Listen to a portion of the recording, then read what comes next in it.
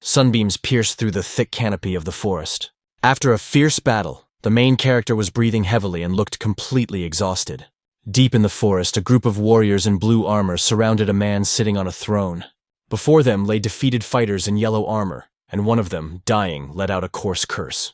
Behind the woman stood a man, while she sat with her hand covering her mouth, lost in thought and exhaustion. Narrowing her eyes, she gave a ruthless order for execution. A massive man in a mask raised his axe to strike, while his comrade with a spear prepared to cover the attack. The main character managed to dodge with great difficulty, and the pain was reflected on his face. Hearing a sudden sound, he turned sharply. Wearing a black cloak, he delivered a crushing blow, instantly knocking down two opponents, one of whom was wielding an axe. The warriors in the forest shouted Jae-hyun's name. He was intently preparing for battle, surrounded by mystical energy. He noticed a white-haired man swiftly draw his sword and rush forward. The warning about a joint attack came too late. The sword strikes had already fallen on the enemies, accompanied by bursts of power. The man in the cloak swung his blade, knocking down opponents one after another. With blood on his face, he realized that everything that had happened was the result of their decisions. 3 armored fighters watched him in heavy silence. With a knife in his hand, he couldn't understand why he felt guilty at all. Another warrior, leaning on his sword, remained calm and offered a helping hand. The woman in white still sat on the throne, hiding her face, and the tension before the decisive moment thickened. The main character challenged her will, and she responded with cold confidence. Off to the side, a white-haired man supported the wounded man while the other fighters surrounded them, waiting for the outcome. 3 warriors walked through the forest, discussing their joint actions. A woman, surrounded by light and gusts of wind, looked down with a slight smile, radiating calm and power. The exchange of glances and words between the opponents was filled with hidden threats. The main character glanced at the watch on his wrist, and it flashed with a bright blue light. Energy burst out, thickening the atmosphere. A ring of blue power flew off his hand, and the air trembled. In armor, sword in hand, he prepared for a new blow, surrounded by glowing particles. The woman clenched her fist, remembering the man she hated, and irritation distorted her face. The main character, laughing through the pain, showed contempt for death, even after receiving a serious wound. Blood ran down his face, and the warriors watching him felt the tension reach its limit. Warnings of a sharp decline in vitality and limited movement flashed like omens of imminent danger. He collapsed to the ground, trying to comprehend what was happening, while the enemy towered over him in the pouring rain.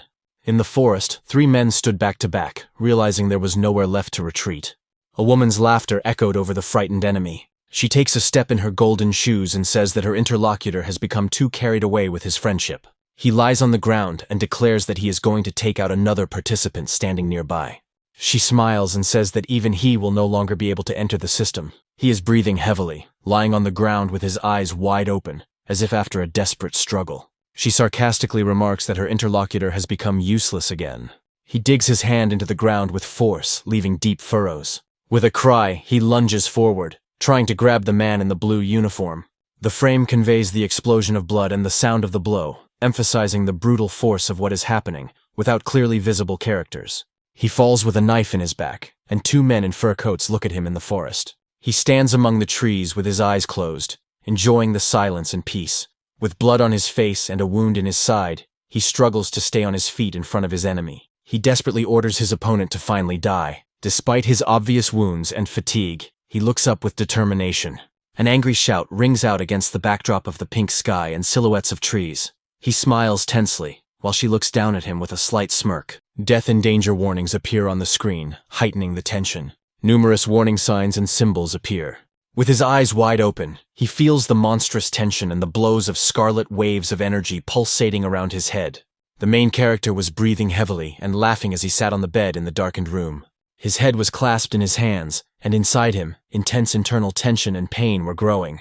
An image appeared of a logo with a golden dragon, and the inscription, Commander, against the backdrop of a mystical cave. A red dragon attacked 2 warriors in a fiery battle that was broadcast live. Then an image appeared, announcing that the game, based on artificial intelligence and virtual reality, was bringing in incredible amounts of money, against a backdrop of flying banknotes. With blood on his face, the main character realized that he would not lose this game as long as he held the knife over his defeated opponent, while the other listened to him attentively. After that, a smile appeared and a hand was extended, symbolizing an offer of cooperation or friendship. In response, the stranger's clothes were squeezed, forgiveness was expressed, and then a decisive departure followed. Suddenly, 3 people were attacked in a narrow street. One of them retreated in fear, trying to defend himself. The main character's thoughts turned to Don Su, and the question of why it was necessary to bear this burden so that scoundrels could live well. The image of a red traffic light and a spinning car wheel appeared, creating a tense atmosphere. The main character was overcome with agonizing remorse because he did not know how it would end, and the pain became unbearable. He ran toward the glowing object, thinking that from the very beginning he had never cared about anyone else. The scene of the fall from a height was accompanied by the sounds of impact and screams. Then an abstract image of a powerful collision appeared against a background of red and black spots with no visible characters. An injured man lay on the road in a pool of blood next to an overturned car, and cries about the victim could be heard all around. The main character desperately wished death upon another person. In response, there was a frenzied excitement and tension, distorted by a crazy smile and wide-open eyes. The main character lay on the ground with blood on his face, his eyes reflecting pain and horror. A bright flash of light tore through the darkness, accompanied by the sound of breaking glass and a deafening noise. A welcome message for a user named Herkin appeared on the screen against a backdrop of a starry sky and glowing elements. The main character opened his eyes sharply, reacting to the loud noise around him. A minotaur appeared in the dark labyrinth. The main character looked down anxiously, realizing the seriousness of the situation. In the tense atmosphere, 2 men with swords prepared to attack the red-eyed creature in the darkness. The monster with burning red eyes let out a deafening roar, expressing rage and menace. 3 men with firearms prepared for battle, realizing that they would have to act together amid the wounded bodies and traces of destruction.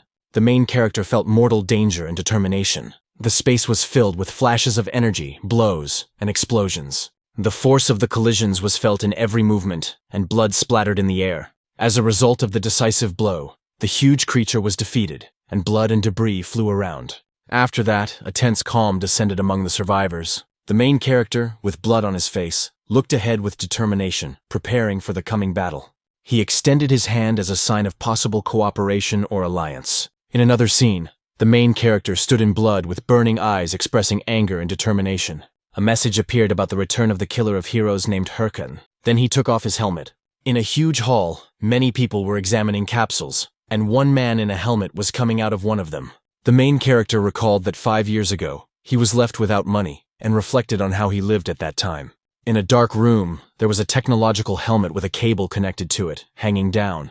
The main character suddenly broke away from the crowd and rushed forward at a fast pace. In his mind, he was clearly aware that he had the knowledge and experience of the future for the next 5 years. Surprise arose, and panic appeared in response to his internal decision. The main character hurriedly handed over his bank card, expressing urgency and tension. His breathing was heavy, his body bent, and those around him noticed this state. After that, agreement followed.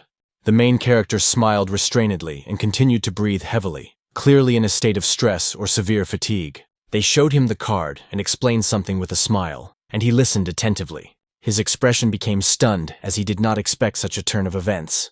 He began to speak tensely, but stopped abruptly due to a sharp sound expressing alarm or irritation. The main character lowered his head onto the table and realized that if he had money, he would have bought everything long ago while the girl was watching him.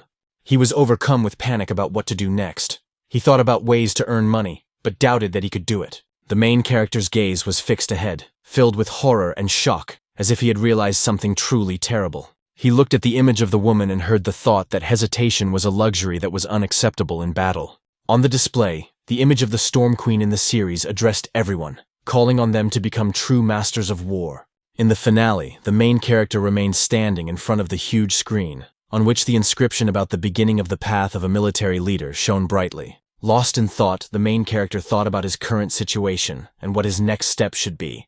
At that moment, the mocking face of one person and his scathing words came back to his mind. The thought that he had once again become useless and worthless hit him hard. A firm determination appeared in the protagonist's gaze. He realized that he could no longer wait. He clearly understood that hesitation was no longer an acceptable luxury, and that the time for action had come. As the sun began to set, the scene changed. The main character found himself in his small, simple apartment. A new virtual gaming complex had already been delivered and installed in his room. The technician announced that the installation was complete and left immediately. The main character replied briefly and curtly. He stood there, thoughtfully looking at the card in his hand. It dawned on him that this was the fastest way to make money. The card turned out to be an advertisement for a quick and easy loan service. Some time ago, The main character sat across from a man and asked him for a loan of 10 million won. The man casually indicated that this was not a problem. However, his tone then changed abruptly. He threw the card forcefully on the table and stabbed it with a knife. His gaze conveyed a clear warning that if the money was not repaid, the protagonist's life would become hell. The protagonist was afraid, but said nothing. The risk was enormous, but he still took the card. Internally, he decided not to worry about the consequences. After that, the main character slowly began to put on the virtual reality helmet. In his mind, he was ready to descend even into hell for revenge. One by one, the faces of all those who had ever betrayed him appeared before his eyes. His eyes were filled with anger and burning fire. The connection process was activated. The system quickly recognized the user and confirmed successful login. The main character found himself back in the world of military leaders in the form of his character. He stood silently, as if waiting for someone specific to appear, trying to remember a name. At that moment, a radiant girl appeared before him. Golden energy swirled around her, and the light reflected off her blonde hair. She introduced herself and identified herself as his guide. The main character recognized her instantly, and his expression changed. The girl held out her hand and began to explain the basic rules of the world. It was explained that it was necessary to choose one of 3 starting classes, and the skills chosen at this stage would determine the further direction of specialization. The moment of decision had come. It was not just a choice of class, but the first step in his entire story. The first class presented was that of a warrior who fights on the front lines using melee weapons. The main character thought about this option for a while. He already had experience that would allow him to develop quickly, but he rejected this path, realizing that in the future, solo advancement with such a class would be extremely difficult. Then the cleric class was described, which plays a supporting role, healing and helping others. The main character rejected this option without hesitation, clearly realizing that he had no intention of saving or supporting anyone. In the end, there was only one possible path left. The girl smiled slightly and activated the chosen option. Golden magical energy began to emanate from her hands, surrounding the main character on all sides. Surprise was reflected on his face. Then a system message appeared in front of him stating that the base class had been selected, and that he was being sent to the corresponding tower. The scene changed, and the main character found himself in a mysterious tower. A powerful, booming voice rang out inside, welcoming the young seeker of knowledge. This voice belonged to the mentor who taught representatives of the magical class. The main character was asked what kind of magic he wanted to study. He answered without hesitation, choosing dark magic. The mentor was stunned for a moment and did not immediately believe what he heard. He suggested that the protagonist might have meant earth magic, but the protagonist confirmed his choice with the same determination. The mentor's expression changed, and concern was clearly visible on his face. He warned of the extreme danger of dark magic, and that it could even destroy the soul. However, the main character remained coldly clear-headed. He was aware of the risk, and understood that he had chosen this path consciously. The mentor trembled visibly, realizing the seriousness of the choice he had made. This bold choice shook the mentor so much that his appearance began to change. His form distorted, turning into a frightening shadow figure, almost skeletal. Then came the mocking realization that too much time had passed since anyone had dared to choose this path. A book of skills suddenly appeared before the main character. It was clearly stated that if he was truly ready, he should touch the book, remembering that the path he had chosen would not be easy. The main character's eyes burned with determination. He was no longer going to back down. Without wasting a moment, he ignored the warnings and placed his hand on the skill book. This path was not originally intended for the reckless, but for those who were clearly aware of their actions. A confident smile appeared on the protagonist's face. His calmness and courage made a strong impression. It was obvious that such people were extremely rare. At that moment, a famous video from his past life popped into the main character's mind. In it, one player used necromancy, the art of summoning the dead. Alone, without any support, that player managed to defeat an extremely powerful boss. A crystal-clear thought formed in the main character's mind that he needed exactly that kind of power. At that moment, a system notification appeared. The main character officially became a necromancer. The title of Novice Necromancer and a skill called Skeleton Shard were unlocked. A confident smile reappeared on his face. He mentally repeated the name of his new skill and activated it. A skull began to form from the energy in his palm. When it was thrown down, white magical energy slowly took the form of a skeletal warrior. At the same time, a notification appeared stating that mana was required to fully form the skeletal warrior. The main character silently watched the creation process and confirmed his decision that this time, he would become a necromancer at any cost. As soon as the skeleton was fully formed, The main character's transformation into a true necromancer was complete. He was ready. The desire to immediately begin development arose in his mind. However, looking at his new summoned creature, the main character noticed something strange. The skeleton was holding its own skull and tossing it like a ball. For a few seconds, the main character stood in a daze, not understanding why the skeleton was behaving this way. Without wasting any time, he entered the glowing portal and found himself in a training dungeon for beginners. Once there, his doubts only grew stronger. The skeleton's behavior was clearly different from what he remembered. He wondered if the reason might be its low skill level. The main character immediately opened the skills window and began to study the skeleton's characteristics. From what he read, it became clear that the strange behavior was indeed due to an insufficient level. He quickly realized that he needed to level up as soon as possible. At that moment, a loud rumble rolled through the dungeon. Creatures appeared before him, ice wolves. They weren't overly strong, but their speed made them a worthy challenge for the skeleton. The main character focused his gaze on the wolves and without hesitation used the skeleton shard skill on his enemies. Magical energy rapidly formed, and the skeleton fully materialized again. Now he was ready for battle. Sensing the presence of its opponents, the skeleton automatically assumed a fighting stance. The wolves cautiously but inexorably began to approach. A confident smile appeared on the main character's face. The skeleton immediately rushed forward and unleashed a powerful attack on the wolves. The main character was genuinely surprised. The effectiveness was even higher than expected. He became convinced that at this rate, he would be able to quickly reach the highest levels.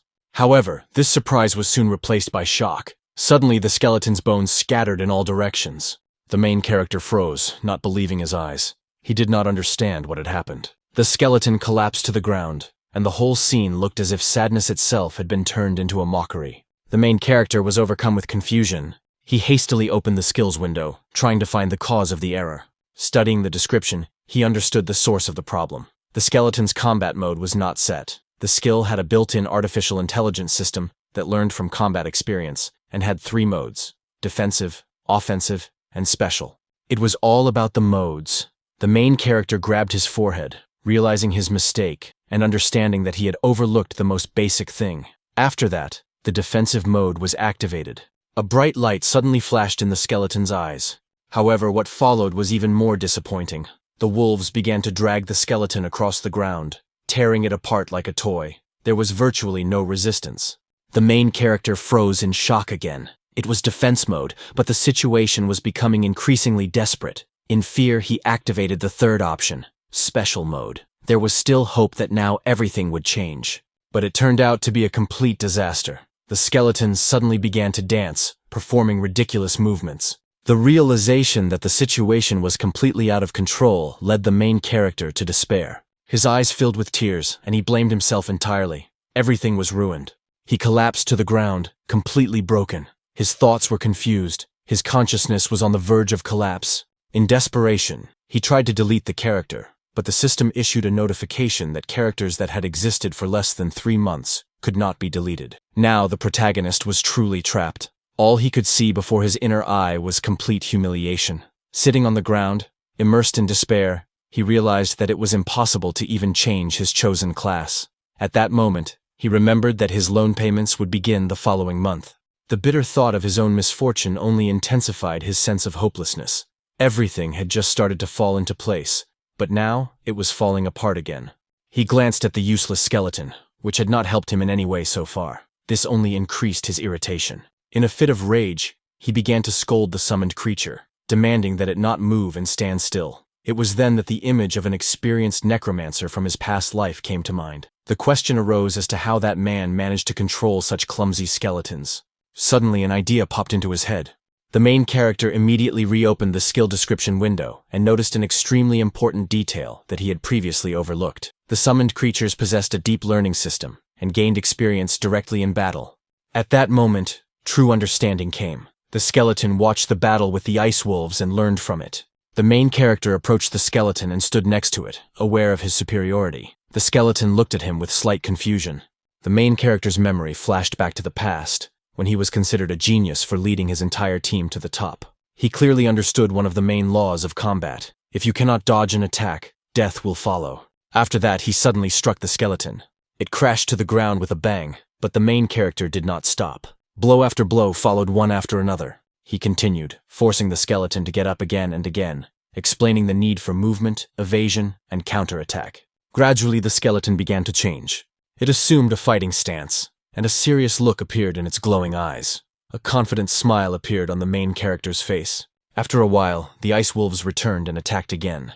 But now the skeleton immediately applied the knowledge it had gained. He deftly dodged the attacks and, at the right moment, delivered a powerful blow to one of the wolves. The skeleton continued to fight with impressive skill, while the main character watched the battle. Suddenly, the skeleton stopped and looked at him with an expression of deep gratitude. This was noticed, and attention to the battle was restored. The last move turned out to be quite good. The skill associated with the skeleton began to improve rapidly. As training and fighting continued, the progress became more and more noticeable. Soon, a system notification appeared about the player's level increase. This brought deep satisfaction and joy. After that, the main character headed to the village for beginners, located near Figus Castle, which was overflowing with novice players. Walking through the village, he reflected on how the skeleton was truly worth all the effort. He concluded that another 2 or 3 days of training would allow the skeleton to clear the training dungeons on its own. His mind was already turning to the next real challenge, taking the first step toward reaching level 10. At that moment, he heard someone calling out behind him. The main character turned around and saw a large man surrounded by his followers. The man was furious because he had not received an apology after the shoulder collision. The main character immediately realized that he was dealing with another group of street thugs, wasting his precious time. A serious thought began to form in his mind to finish them off right there and then. Just as one of the men was about to attack, someone else suddenly appeared. This person was dressed in strange clothes and easily intercepted the attacker's arm. His demeanor was calm, and a smile appeared on his face, expressing confidence and superiority. The large man flew into a rage, not understanding who had intervened and whose side he was on. However, the newcomer made it clear that he did not belong to either side. The main character immediately recognized this man.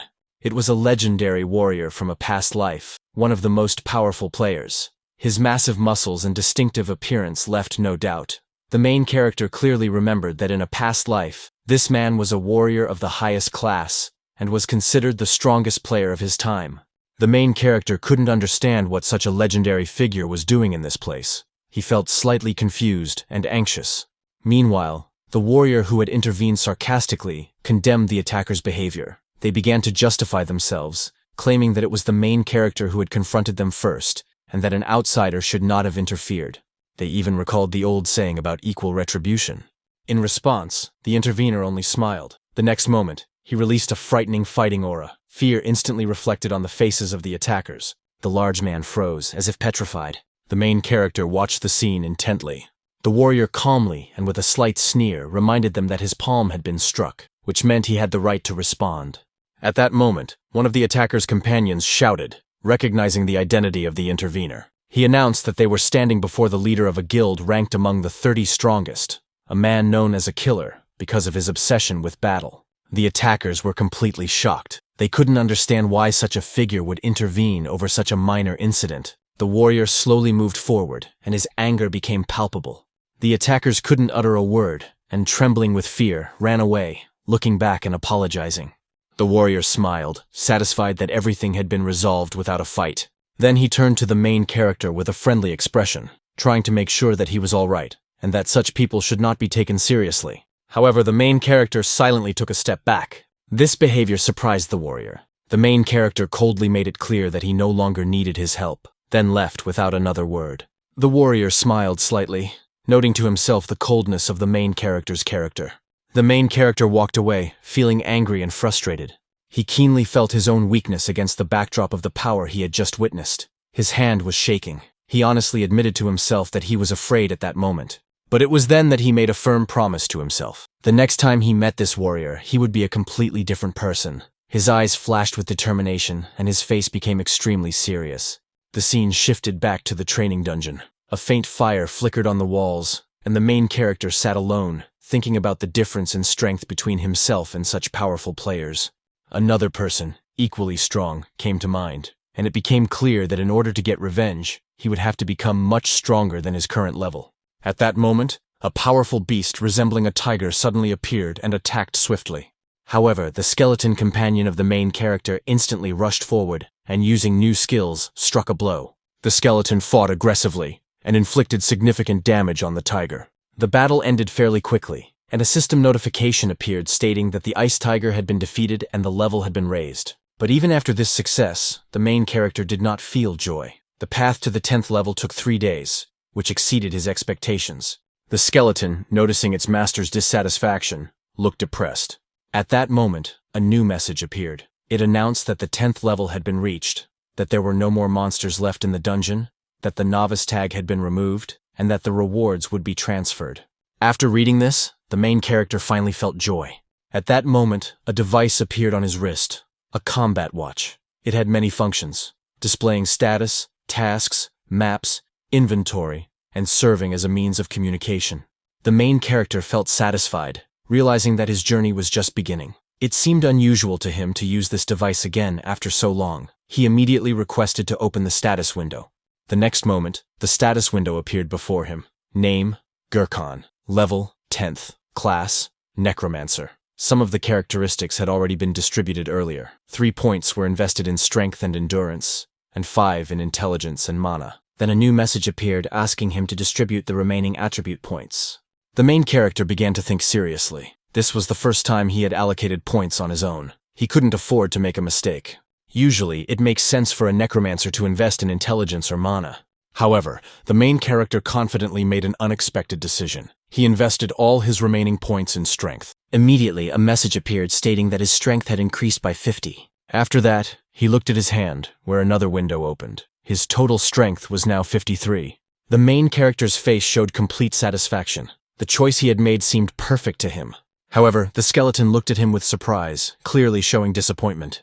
It seemed as if the skeleton had decided that the main character had abandoned the path of a necromancer, since he had invested all his points in physical strength. This annoyed the main character. He lightly hit the skeleton on the head, letting him know that he was wrong. He had not given up on being a necromancer, and had no intention of doing so. On the contrary, he was helping his companion grow. At this stage, increasing mana or intelligence would not make a significant difference. However, increasing physical strength allowed him to teach the skeleton the combat techniques he had mastered in his previous life.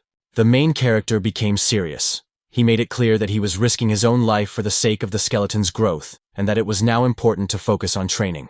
Then he confidently added that the lack of characteristics could be compensated for in other ways. After that, the main character headed for the Adventurers Guild building in Figus Castle. There, newbies were crowded together, excitedly discussing tasks and arguing with each other about who would get which mission. The main character quickly realized that the tasks available at the moment were not very good. However, everyone was enthusiastic because they were all novice adventurers. He approached a guild employee to take on a task.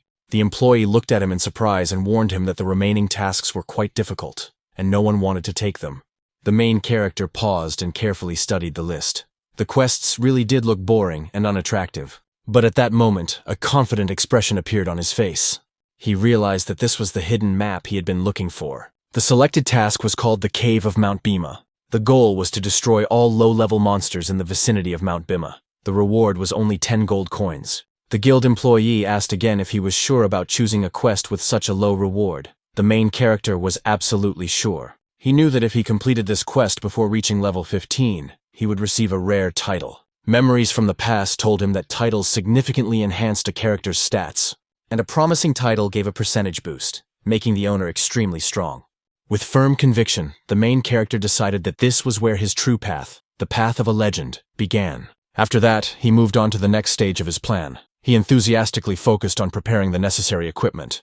After some time, he arrived at Mount Bima, the location of the task. But when he saw his own shadow, he felt both shock and irritation.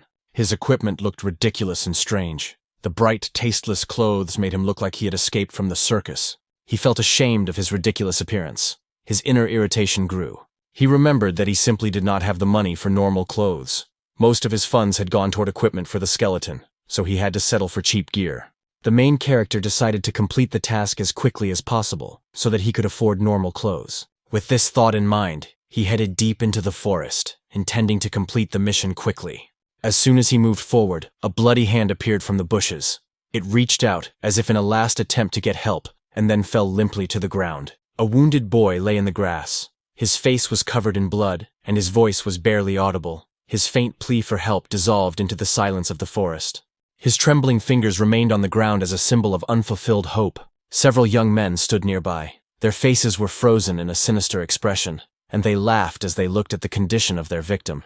At the other end of the same forest, a young player shouted joyfully. He had finally reached Mount Bhima. His name was Malti. He stood in shining armor and proudly enjoyed the moment. He had already reached level 11 and was confident that he could now get closer to the top rankers. However, his complacency was interrupted by a sudden cry nearby. He immediately ran in that direction and saw a man holding a seriously wounded friend in his arms and begging for help. The man explained that the creature that had attacked them was not like a normal monster at all. When Malti asked for more details, the man said in a trembling voice that they had only managed to escape by a miracle. But now they had no healing potions left, and the wounded man's condition was rapidly deteriorating. Malti tried to calm them down, as he had some potions himself. He immediately began rummaging through his bag. The gray-haired man was ready to repay this kindness in the future, with joy and tears of gratitude. But just as Malti glanced at his watch, he was suddenly struck from behind. He was knocked off his feet. He fell to the ground, choking on blood, breathing heavily, and with disbelief in his eyes. The two attackers laughed, considering him the perfect target because of his naivety and trustfulness. One of them noted that now they would be able to make good use of all his equipment. Malti tried to resist weakly, realizing that he had been deceived, but in response he heard only mockery. Their leader laughed loudly, calling the trap cheap and emphasizing that even Malti had managed to fall for it. After that, a system notification appeared about the death of the player Malti. This was followed by a message stating that his player watch had fallen to the ground as loot. The gang members gathered around and stared at the device with eager interest. One of them laughed, admitting that he never got tired of tricking newbies so easily. The leader, with a dangerous smile, suggested going in search of the next victim, displaying the sign of the Raff family guild, a notorious guild famous for its cruelty. Meanwhile, in another corner of the forest, the skeleton of the main character stood before two huge tree beasts. In the darkness they growled menacingly, resembling wolves made of wood, with frightening glowing red eyes. The main character raised his finger, activating combat mode. The skeleton's eyes immediately lit up bright blue, and he rushed at his enemies, cutting through the air. His sword cut one of them down with a cold gleam, and the second's claws were broken by the same blow and fell to the ground. The system screen was flooded with notifications about the skeleton warrior's victory over the ancient tree wolf. Hundreds of experience points were earned for this. The main character smiled slightly, noting to himself that he had done the right thing by equipping his companion in advance. Then he looked at his ridiculous clothes and noted that although his appearance was strange, it didn't matter as long as the job was getting done. The skeleton grabbed his head in response, as if ashamed of his master's appearance. The main character looked at him sternly and made it clear that it was time to stop this farce and prepare to move on, as it was necessary to quickly level up and clear this area. The skeleton raised his weapon and was about to move forward, when suddenly an arrow whistled through the air at tremendous speed and pierced him right in the head, causing him to freeze in place. The main character became alert and began to look around, trying to understand where the shot had come from. Soon, 3 men emerged from the forest. One of them apologized, explaining that from a distance they had mistaken them for monsters. They approached casually and began to calmly explain the situation. The main character outwardly accepted the apology calmly, but inside, he felt a sense of unease. He noticed that one of the men had the player's watch on his wrist, hidden under blood-stained clothing. There were also clear traces of blood on the second man's weapon. The main character immediately understood who he was dealing with and noted to himself the audacity of these people. Realizing that they were trying to deceive him, he suddenly smiled and pretended to be willing to forgive them if they gave him the mana potion. They feigned embarrassment and claimed they did not have such potions. Then they offered to help him level up faster, calling it a form of apology. The main character asked if they really intended to help. They responded with a confident agreement. At that moment, the roar of beasts echoed through the forest. One of the men smiled and noted that it was the perfect time to level up. They laid out their plan. They would weaken the monsters, and the main character would have to deliver the final blow to gain all the experience. The main character outwardly agreed, but his gaze remained fixed on the 2 men. Behind his back, they whispered quietly, as if confirming their sinister strategy to each other. After that, the massive warrior stepped forward and deliberately headed towards the wooden wolves. His mage partner cast a spell that increased the wolves' attacking power. Then he abruptly pushed one of the wolves toward the main character and pretended it was an accident. The main character was stunned when the wolf rushed straight at him at full speed. He instantly raised his hands, preparing to defend himself. The 3 standing at a distance watched with anticipation, confident that the main character would now scream and collapse to the ground. However, in the next moment, the main character and the skeleton worked together as a team and destroyed the wolf in just a few seconds. After the victory, the main character looked sternly at the skeleton, dissatisfied with his slow reaction. The skeleton responded with a slightly embarrassed pose, as if he himself realized that he needed to improve his reaction speed. The main character smiled confidently, gave the three a sign of approval, and made it clear that the experiment could continue. This completely threw them off balance. They hadn't expected such power. Now all three began to get nervous. Alarming questions arose in their minds about the main character's true level, and whether he was really a beginner. Then they came up with a new plan, to send a huge wave of monsters at once, which he would not be able to handle. While the main character was busy fighting, the warrior quietly approached from behind, waiting for the right moment to attack. He raised his heavy hammer high and was sure that the blow would reach its target. But at the decisive moment, the main character dodged with perfect accuracy. The blow missed, and the attacker froze in shock. His attack missed its target, and the main character counterattacked with lightning speed, swinging his sword under the enemy's massive body and tearing open his chest. Blood gushed out, and he staggered. The two remaining robbers were shocked by what they saw. One of them couldn't believe his eyes. Without wasting a second, the main character gave a command to the skeleton. The skeleton's eyes flashed bright blue. Then they both rushed forward at lightning speed and in just a few seconds were next to their enemies. One of the robbers panicked and tried to stop what was happening, but the main character completely ignored him. The main character and the skeleton simultaneously delivered a double blow. It was so powerful that both enemies flew into the air and, screaming in pain, crashed to the ground. Their bodies were swept away by a wave of blue energy, while the main character and the skeleton stood calmly in place. The main character slowly turned around, clearly aware of what such people are like, betraying trust, robbing, and deceiving. He approached one of the wounded and noted to himself that he might have fallen into such a trap before, but now it was impossible. The robber lying on the ground sobbed and begged for mercy, promising to give up everything he had. However, the main character, without the slightest compassion, delivered the final blow. Immediately after that, a system notification appeared about the death of the player Raf and the fall of items without honor. It became clear how many people these criminals had already killed.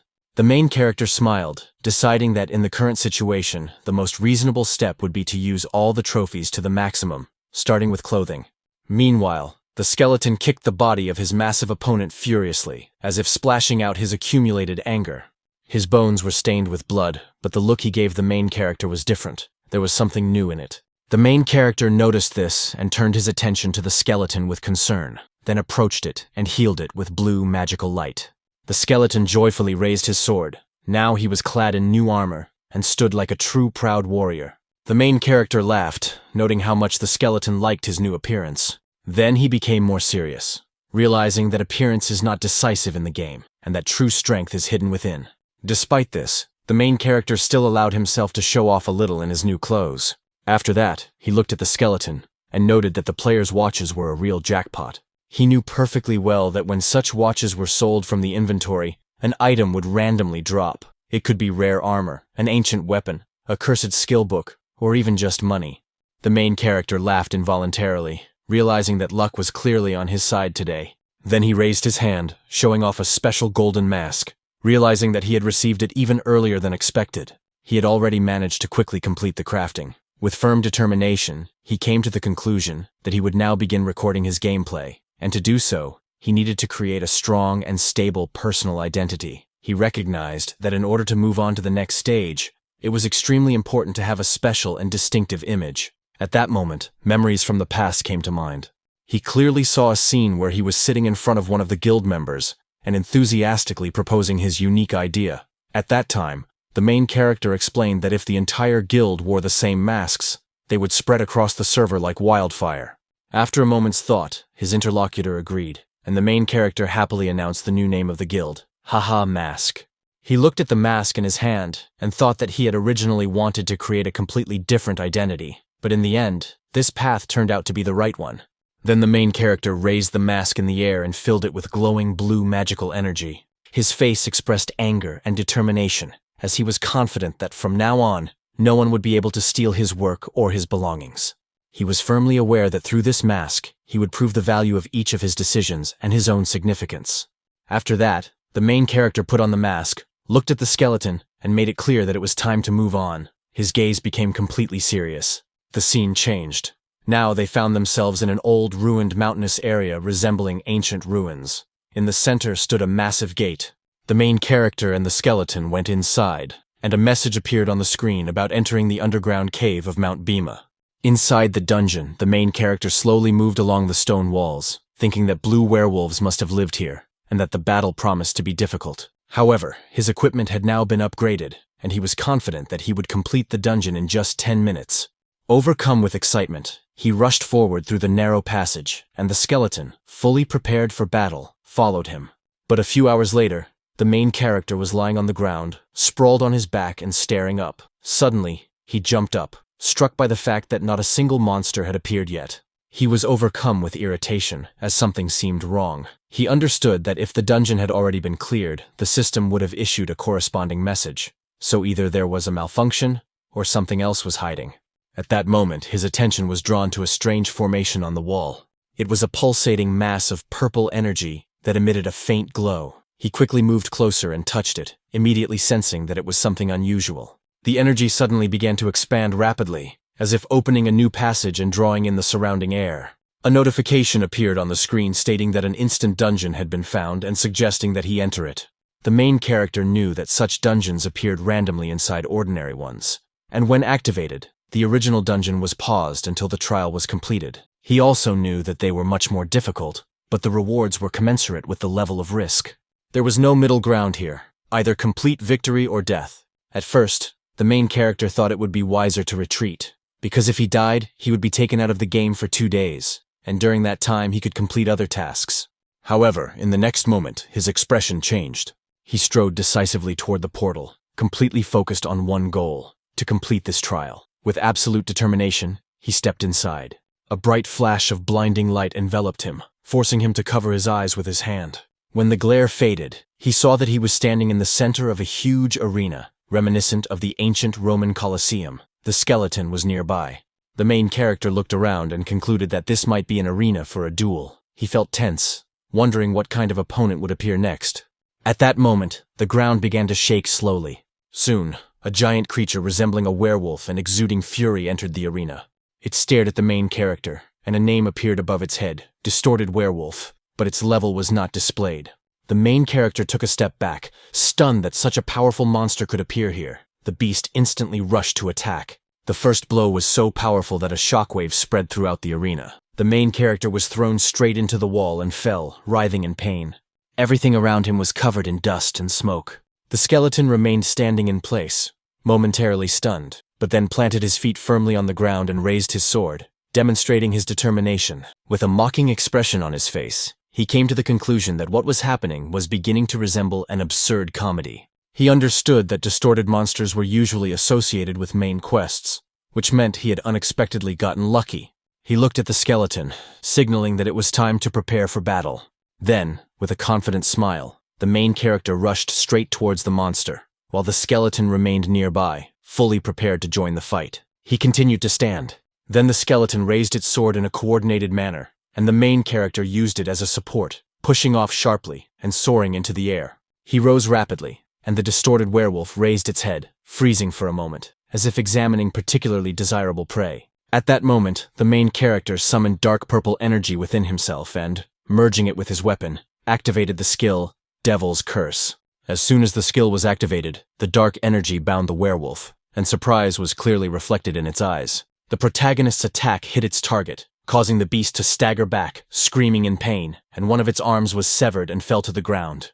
A message appeared on the screen indicating that the Devil's Curse skill had been activated, reducing the enemy's stats by 10%. The main character smiled slightly as he assessed the damage, realizing that even on his first attempt, the result was quite significant. However, the monster did not stop and went on the attack again. The next blow was incredibly fast, and the main character was already preparing to take the hit when a new notification suddenly appeared. The distorted werewolf entered a berserk state, causing all effects imposed on it to be removed. The main character realized with irony that the instant dungeon was not an easy test at all. At that moment, he decided to use a special skill that he had been saving. He raised his hand and activated the slot by pressing the device attached to his wrist. Suddenly, a powerful explosion of bright blue energy burst from his body, spreading out in all directions and forming an energy spiral around him. The ground began to shake, and then, with a loud bang, light filled the entire arena. When the glow faded, the main character appeared in a new set of armor, surrounded by dark energy, completely ready for real combat. This was his special skill, Slot On, a unique ability in the game that provided a temporary boost by drawing energy directly from the game world. This skill transformed the player into an enhanced form, in which their strength increased many times over. Each player's form was unique in appearance, strength, and abilities, so it was given a common name, Final Mode. The main character stood in his final mode, surrounded by a blue energy aura. Opposite him, the distorted werewolf let out a deafening roar, baring its huge fangs and radiating pure primal rage. Then the beast lunged forward at incredible speed, making a sideways dash with its claws raised for a devastating attack. The main character managed to dodge, but a series of rapid blows followed. He skillfully avoided them, although one of the swings came so close that it almost hit him. Seizing the moment, the main character jumped back, and in the next instant, a new blow struck the spot he had just vacated, which he barely managed to dodge. Now he clearly understood that this was no ordinary monster. Its speed and brute strength made it a deadly threat. The main character realized that if the beast landed just 4 accurate blows, the outcome of the battle could be decided in its favor. When the werewolf lunged again, the main character smiled slightly, realizing that he had another plan. In the next moment, he released a powerful blue energy wave from his sword, which struck the beast directly. It let out a cry and staggered backward, while the protagonist remained standing in place, fully prepared to continue. However, in the next moment, his expression changed dramatically because the monster activated its skill and shook the ground beneath his feet. Then the main character remembered that it was in a berserk state, that the creature's strength increased many times over, which he had forgotten for a moment. Falling through the air, he noticed that the werewolf was already directly below him, its eyes glowing red, ready to deliver a fatal blow. At that moment, the skeleton stood between them. Without fear, it raised its sword and delivered a powerful blow that severed another of the beast's arms.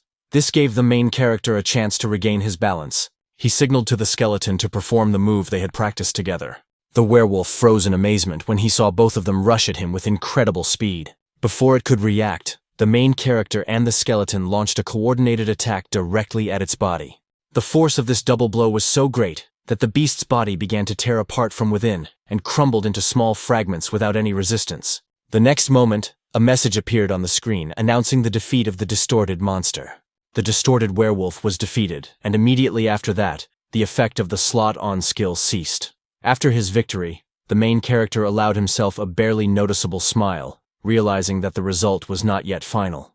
A quest card appeared in front of him with a note about the completion of the mission, the reward for which was 10 gold coins. Immediately after that, new notifications began to arrive. It was reported that the skeleton had defeated a powerful monster, as a result of which its skill had increased to rank E. It also indicated that the total earnings amounted to 20,865 gold coins, and that a werewolf skull and a belt had been obtained as loot. After reading this, the main character felt genuine joy, realizing that the rewards were extremely valuable. Suddenly, another system message appeared, stating that he had received a rare necklace called the Necklace of the Distorted Tracker. This item was a unique chronicle type and provided an 18-point boost to all characteristics related to the classification. Seeing this, the main character froze in amazement for a moment, realizing that he was looking at an extremely high-ranking item which, despite being non-tradable, surpassed standard unique items. His attention lingered on the name of the necklace, and at that moment, a suspicion related to the main quest chain came to mind. Almost immediately, 3 glowing windows appeared in front of him, informing him that 3 new titles had been registered on his account. The first title was Promising Newcomer, which gave a 3% boost to intelligence and magic, which was completely in line with his current goals. The second was the title Challenger of Heroes, which increased stamina by 3 points, logically reflecting the fact that the instant dungeon had been completed alone. However, the third title made the strongest impression on the main character. It was called The Distorted Pathfinder, something he had not expected to see at all. He immediately remembered that this title was part of the first chapter of the main storyline called The Count of Distortion. At that moment, everything that was happening took on a much deeper meaning. The main storyline of Vovoda was the foundation of the entire game world. It featured key characters and major bosses, and the rewards for completing it were so exclusive that every player dreamed of becoming part of this journey. The main character remembered his past life, in which he had barely managed to reach the 4th chapter. Now he realized that he had gained access to this stage incredibly early, and understood that it could not be a mere coincidence. Overcome with mixed feelings, he initiated the process of exiting the game, still in disbelief at how much he had managed to achieve in a single day. In the next scene, he was already in the real world. The news was broadcasting an urgent report that the Hydra Guild had officially entered the final chapter of the Count of Distortion quest, and planned to complete it within 3 months. The main character sat silently in front of the screen, holding a mug in his hands, with an expression of deep thought on his face. His mood quickly changed to irritation and disappointment when he realized that someone had already reached the final chapter of the quest. He regretted that if he joined this chain now, there might be no significant achievements left for him.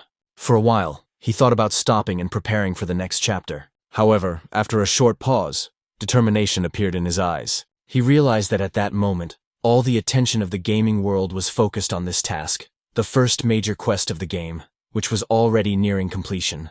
At that moment, he realized that publishing a video related to this quest could attract a lot of attention and go viral. It was the perfect marketing opportunity. Images of countless views, success, and influence flashed through his mind, as if he were sitting on a throne, surrounded by wealth and recognition. He remembered that he had recorded the entire gameplay, and now all that remained was to quickly edit the material and upload it to a video platform.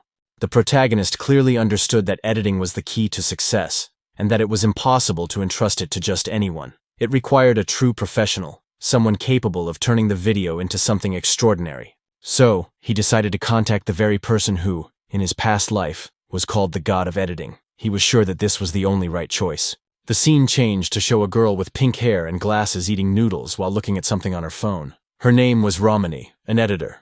At that moment, a notification popped up on her device, with a request to edit a video about completing a dungeon. The sender was a character named Harkin, who was only at level 15. At first, Ramani laughed it off, thinking it was a recording from a newbie who probably just wanted to show off on the internet. However, a moment later, her expression changed dramatically. She jumped up from her seat, overcome with intense shock, as if she had seen something truly extraordinary. She leaned closer to the screen. Her eyes were filled with intense concentration, and at that moment, she realized that she had found her goal. Romani, known by the pseudonym Hell's Mouth, was a freelance video editor. Holding her phone in her hands, she looked at the screen with sincere admiration and joy. A feeling of inspiration flared up inside her, one she hadn't felt in a long time. At the same time, in a completely different place, a woman stood at the window of her luxurious apartment and looked out at the city. She held a tablet in her hands, her face completely calm. Suddenly, an employee rushed into the room. The woman announced that a new video related to the Count of Distortion quest had just been uploaded. She pointed out that this video stood out from the rest, as it showed a level 15 player single-handedly defeating a distorted werewolf, something that had never happened before. The employee was amazed by what he heard. A short time later, he reported that the team had reviewed the recording and confirmed that the player's level was indeed extremely low. That was why the video had not been given much importance. Nevertheless, he admitted that he personally found the video very interesting. The woman smiled confidently and decided that she needed this player immediately. An order was given to bring him in as soon as possible. At that moment, her real name was revealed. Her name was Siri, one of the most influential figures in the financial world and the true heir to the giant corporation Thunder Group. However, in the world of warlords, she was known by another name, Siri, Queen of Thunder. Jane couldn't believe his eyes when he saw the post he had published just yesterday. The number of views was significantly higher than expected, and exceeded 6,000 in just a few hours. This figure literally left him speechless, especially against the backdrop of memories of his past life, where achieving such a result took months of continuous work, regular uploads, and endless hours of preparation. Now, the same result came almost effortlessly, so quickly that it seemed unreal. As Jane carefully reread the post, his attention was drawn to a new element, a private message. It was sent by Romney. He recognized the name instantly. Romney was considered a quiet and reserved person who rarely took the initiative in communication. Even in her past life, she always kept to herself and hardly ever interacted with others. The fact that she was the first to write to him made Jane feel slightly uncomfortable and wary. However, he was even more surprised by the content of the message. It was not a random comment or formal praise. Romney was genuinely interested in when the next video would be released. At that moment, Jane suddenly realized that he had no plan for the future. He simply did not expect such a rapid increase in attention, and therefore had not even thought about future content. His mind began to work at double speed. He understood that it would be extremely difficult to find another rare opponent like a corrupt werewolf. It was this monster that became the key element of the first video and ensured high viewer interest. However, over time, a new idea began to form in Jane's mind. He decided to take a more thorough approach and prepare something new and truly exciting.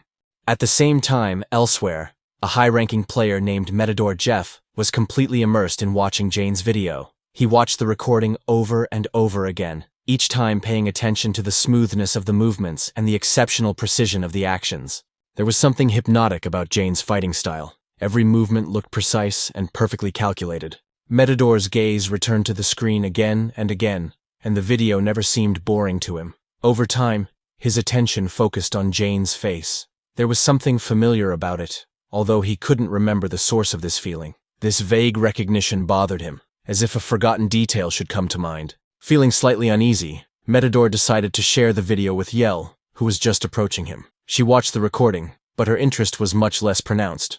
She reacted calmly to his concerns, suggesting that he had simply watched the video too many times, which was why Jane's face seemed familiar. Matador thought about this explanation for a moment, but it didn't really satisfy him. His attention returned to Jane's movements. Even as a novice, he showed no hesitation or awkwardness. Every action was as confident and fluid as that of an experienced fighter. It was impossible not to be impressed. Gradually, Matador began to feel that Jane was on a completely different level. In his mind, he began to compare him to elite fighters and martial arts masters, coming to the conclusion that he was perhaps a true genius.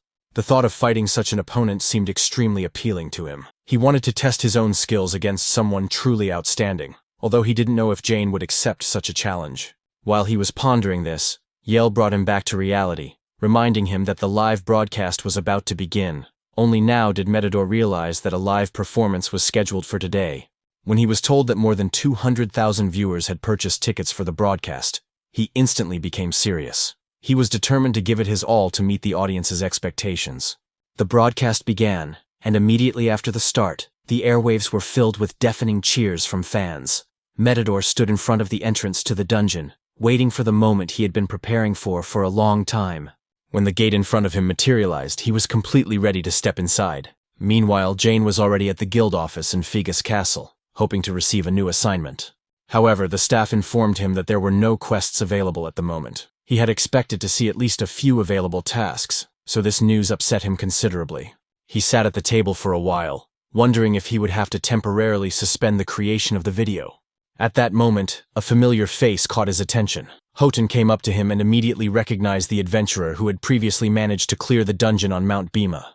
Hearing his name, Jane looked up and immediately realized that it was Houghton standing in front of him. It was the same man who had given him the assignment earlier. Houghton came closer and introduced himself, then asked if Jane could spare him a few minutes. Receiving his consent, he began to explain that he had received information about a strange mutant spotted inside the cave on Mount Bhima. Jane felt slightly confused, as he couldn't remember a single assignment that mentioned mutants. However, he remembered an episode with a werewolf he had encountered deep in the cave, whose eyes looked unnatural and caused alarm. Houghton listened to the story with rapt attention, and accepted his words as truth without the slightest doubt. After deep thought, he came to the conclusion that the creature Jane had encountered could have been under the influence of a dark force associated with the so-called Defilers. Jane himself had never encountered such a concept before, and therefore did not fully understand what was being discussed. Houghton explained that even the Raiders Association did not yet have complete information about the nature of these defiled creatures. Only one thing was known. The anomalous energy emanating from them caused many monsters to suddenly lose control, fall into a rage, and become extremely dangerous. He was convinced that this dark force was at the root of the chaos spreading throughout the region, and therefore warned that many may have already fallen victim to its influence without even realizing it. In response to the increased threat, the Raiders Association announced a reward for the destruction of such creatures, hoping that a brave adventurer would be found who was willing to take the risk and try to stop the spread of evil. Without waiting for the explanation to end, Jane stood up, his eyes clearly showing his determination. He expressed his willingness to help, perceiving everything that was happening as a secret mission that must be accomplished regardless of the danger. Houghton thought that such a task might be too risky for Jane at this stage, but the strength of his intentions was obvious. Realizing that there would be no turning back, he finally agreed, deciding to evaluate his actions based on the results. He then mentioned a man named Ahemry, who lived in Bansu Castle, the eastern counterpart of Figus Castle. According to him, A Henry could be the mentor who would prepare Jane for the real dangers. Moreover, he wrote a letter of recommendation to be delivered to this mage. In exchange, a Henry was to hand over a rare book of skills that could significantly accelerate growth and learning. When the letter ended up in Jane's hands, a wave of joy swept through him. His heart beat faster, and without wasting a moment, he left the building. The realization of the opportunity that had opened up filled him with excitement and elation. The thought that he could become a Henry's apprentice seemed almost unreal. A Henry was no ordinary mentor. He was one of the 7 apprentices of the great magician Boken, and was highly respected in the world of magic. In addition, he was famous for possessing rare and incredibly powerful skill books. Meeting him was the dream of almost every magician. Jane understood that studying under such a master would not only be an honor, but also the possible beginning of a completely new stage in his journey. It opened up prospects that he could only dream of before, including unique content and opportunities for future recordings. However, as he was heading towards Bansu Castle, Jane suddenly remembered an important detail. He abruptly changed direction and headed for a secluded place where nothing would disturb his concentration. Once away from prying eyes, he activated a skeleton fragment skill that he hadn't tested since his last major battle. Among the rewards he had received was a special effect obtained from a werewolf with unnatural eyes. Now was the time to use it. The skill was applied to the skeleton, and the system immediately notified him that the skeleton warrior had gained a special trait related to the werewolf's endurance, significantly increasing its combat and defense stats. Then Jane took the defiled tracker's necklace out of his inventory. He had previously planned to give it to another creature, but now he decided to use it himself. After putting it on, his strength, agility, and class-related attributes increased noticeably, giving him confidence. He did not stop there. Reactivating the skeleton fragment, Jane created 2 identical copies of the warrior. The original skeleton looked confused, but each of them was given clear instructions to act only as a team and avoid internal conflicts. Satisfied with the result, Jane was about to continue on his way, but curiosity got the better of him. He decided to check what monsters lived nearby. His old skeleton was not enthusiastic about the idea. After walking some distance through the dense forest, Jane was suddenly attacked by a forest bear of about level 25. Its massive body rushed straight at him at tremendous speed. Jane managed to dodge at the last moment with great difficulty, but his relief was short-lived. The bear was becoming more and more aggressive, its fury growing with every passing second.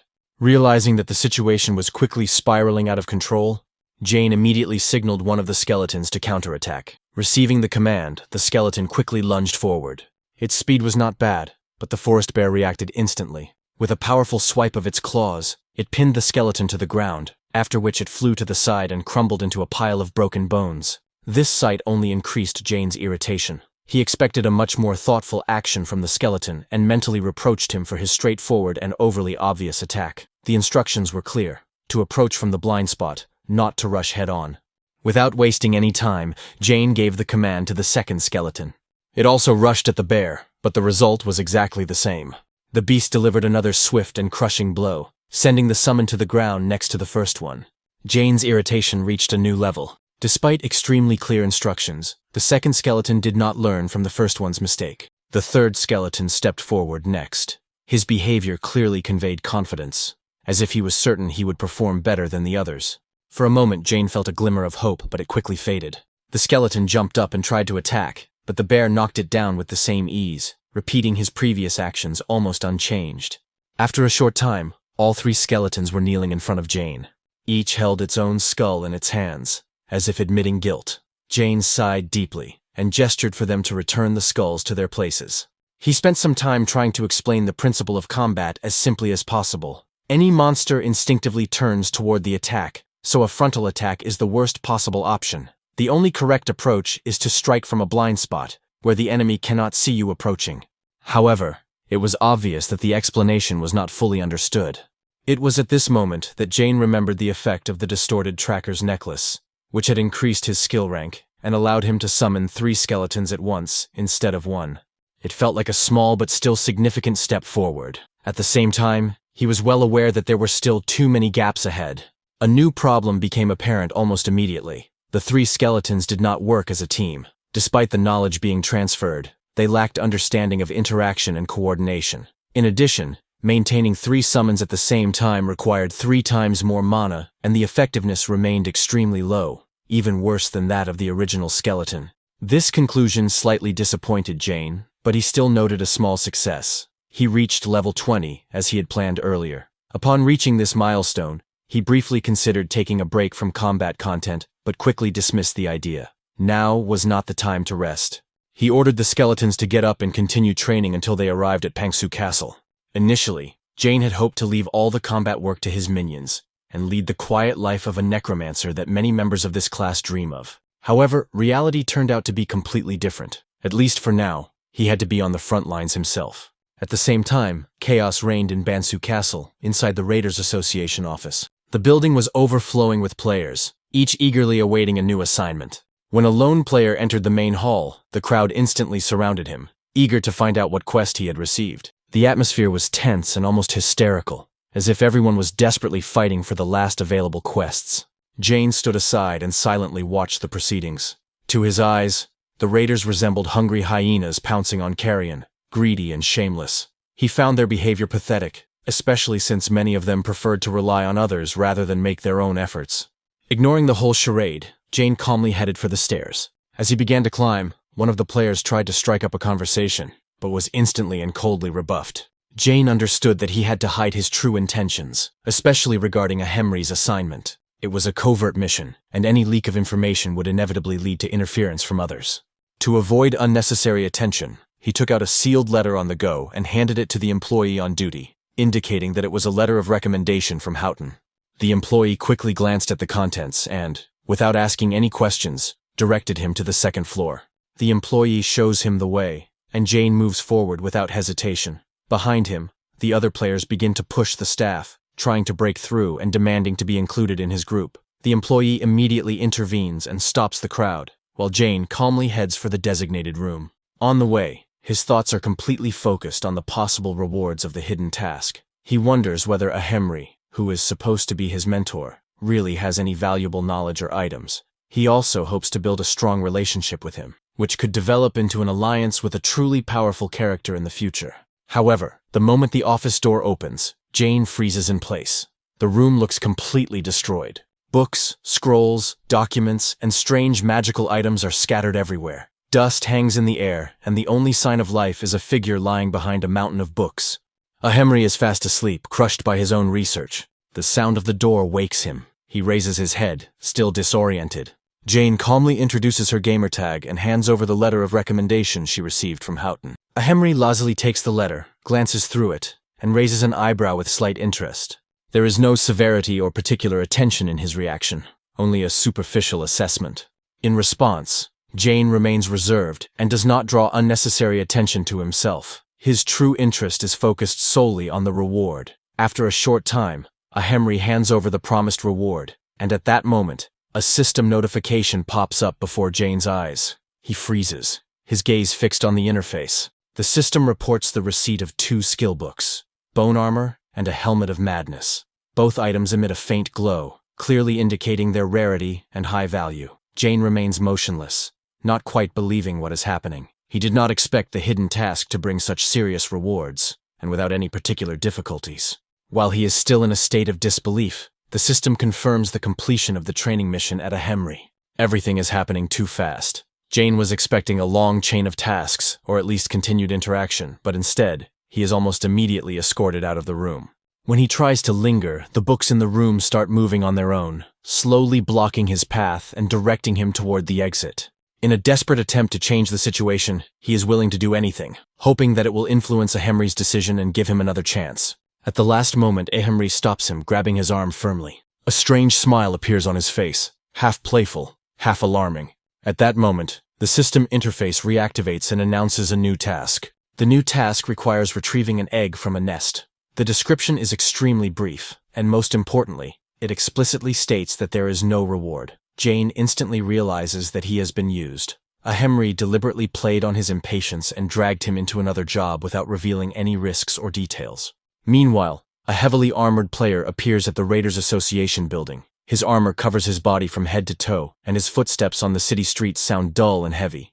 His presence is so overwhelming that passers-by involuntarily pay attention to him. Stopping in front of the building, he makes sure that this is the place where the masked man was seen earlier. He stood in heavy armor in front of a closed door in a dark room. A green light could be seen through his metal mask. The sunset sky behind him was slowly darkening. He stood still and waited. The door began to open, and the sound echoed throughout the room.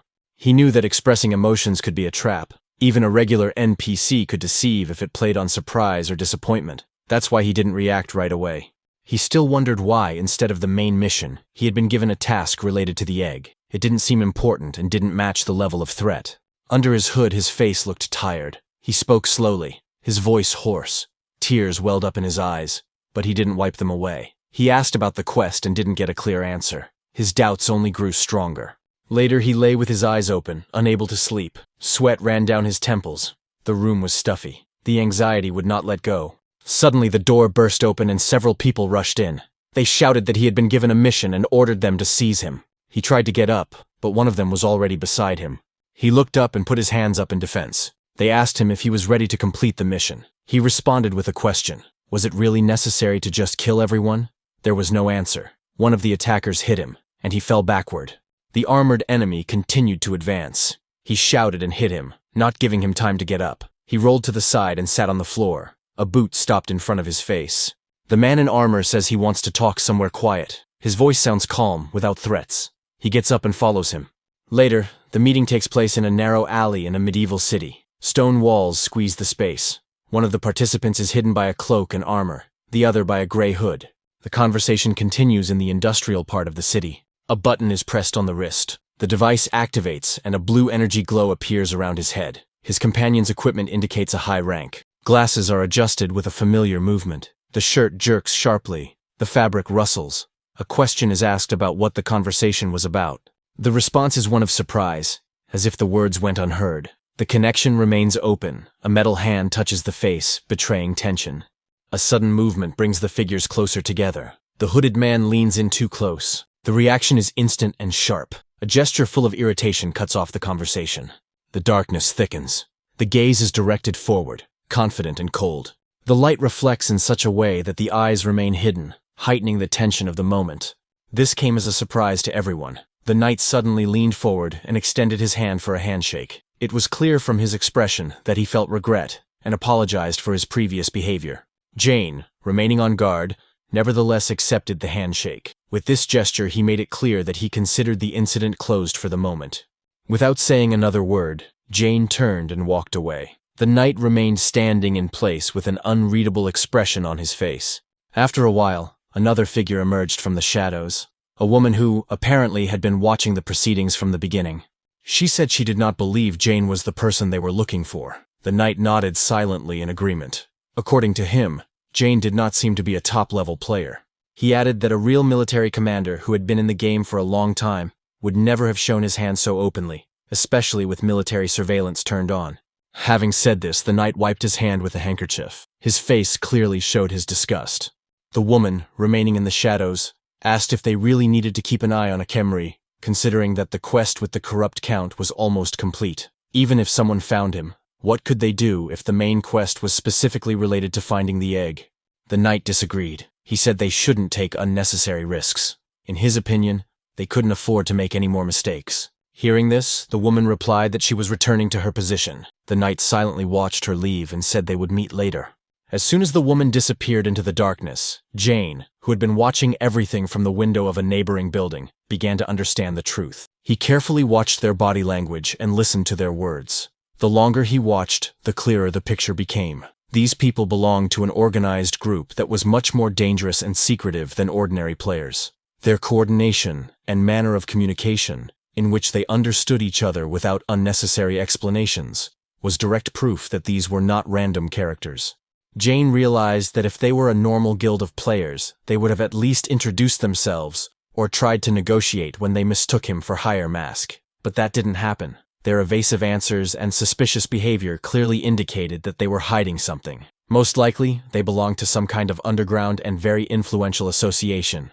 He knew nothing about their true identities, but he was sure of one thing. These people were far above ordinary players. After a while, Jane found himself far outside the city, in a quiet forest. He sat on a felled stump, alone and lost in thought. Nearby, his summoned skeletons performed the training exercises he had set for them. The undead were busy with their routine, but Jane's thoughts kept returning to what he had seen earlier. He remembered the quest that Ahemri had given him. At first, it had seemed simple and meaningless, as if it had nothing to do with the main storyline, but now his perception had changed. Jane clearly understood that something much bigger was going on, something that the armored knight and the woman in the shadows already knew about, and at that moment, he realized that he had been drawn into a game where the stakes were much higher than they seemed at first glance. They had definitely seen his video, the one where he, hiding under the mask of Hao, fought the corrupted wolf. Most likely that was how they tracked him down. Jane said this almost in a whisper. His voice was quiet, tinged with irritation and bitterness. But what worried him most was something else. They hadn't tried to confirm his identity or even stop him. That could only mean one thing. They weren't interested in Hao Mask's real identity. Their attention was focused solely on the quest. This thought made him feel increasingly uneasy. He muttered almost inaudibly, wondering if he had been drawn into something whose scale he did not fully understand. An unpleasant, sharp feeling arose in his chest. If he continued on, there would only be more encounters with these mysterious people. It felt as if they were always somewhere nearby, one step behind, patiently waiting for his next move. These thoughts made him even more anxious. For the first time, he felt the urge to stop uploading the video for a while, at least until it became clear what exactly he was dealing with. Right now, extra attention was the last thing he wanted. The thought came to him almost in despair. Why? Every time one problem ended, a new, even crazier one appeared in its place. Meanwhile, far from this forest, in an ultra-modern room, Cillian was stepping out of a high-tech gaming capsule. Secretary Pak Suzy immediately greeted her, handed her a bottle of water, and praised her for her work. Her gaze conveyed sincere admiration. However, Cillian's expression remained cold. She took the bottle without interest, showing no emotion. When Suzy asked how the guild entrance exam had gone, the answer was casual. It was all a waste of time. None of the candidates were worthy. Cillian sat down in a chair. Her irritation was immediately apparent. Her fingers tapped restlessly on the armrest. Then her gaze became sharp. She asked a direct question. Was there any news about Hao Mask? Suzy hesitated briefly, then replied that he might have joined another guild. At the moment, no new traces or activity had been detected. Hearing this, Cillian's expression changed instantly. A cold, oppressive tension hung in the room. Suzy became visibly nervous and hastily added that she would continue the investigation and provide confirmed information soon. Cillian nodded briefly and without saying a word got up. Passing by Suzy, she told her not to come back without accurate data and headed for the door. Already on her way out, she stopped, turned around, and quietly asked what the president had said about this. Suzy swallowed nervously. Her voice trembled as she replied that the president had not yet commented on the situation. Cillian stood silently for a moment. Then her eyes narrowed, and when she spoke, her voice took on a cold, almost mocking tone. The president's silence is not approval. He is silent only because VOR is currently showing excellent results. She reminded him that when she first mentioned playing this game, the president had tried to arrange a marriage for her without her consent, as if her future and her worth meant nothing. Now he was silent not out of respect for her choice, but because he saw profit. She understood his game perfectly well. Without further discussion, Cillian gave a new order. By tomorrow morning, she needed a complete list of completely new candidates. Her tone left no room for objection. Negotiations were out of the question. Suzy's face paled. Her eyes widened in shock. Her lips trembled as if she were about to protest, but she held back and muttered quietly that Cillian was a truly dangerous person. The pressure of her words always felt the same. In Cillian's world, there were no refusals or delays, only cold, precisely calculated orders. At the same time, Jane and her skeleton warriors reached the lizard swamp. The name Akimri, who was now in Bangsu Castle, came to mind again. It was clear that the quest was close.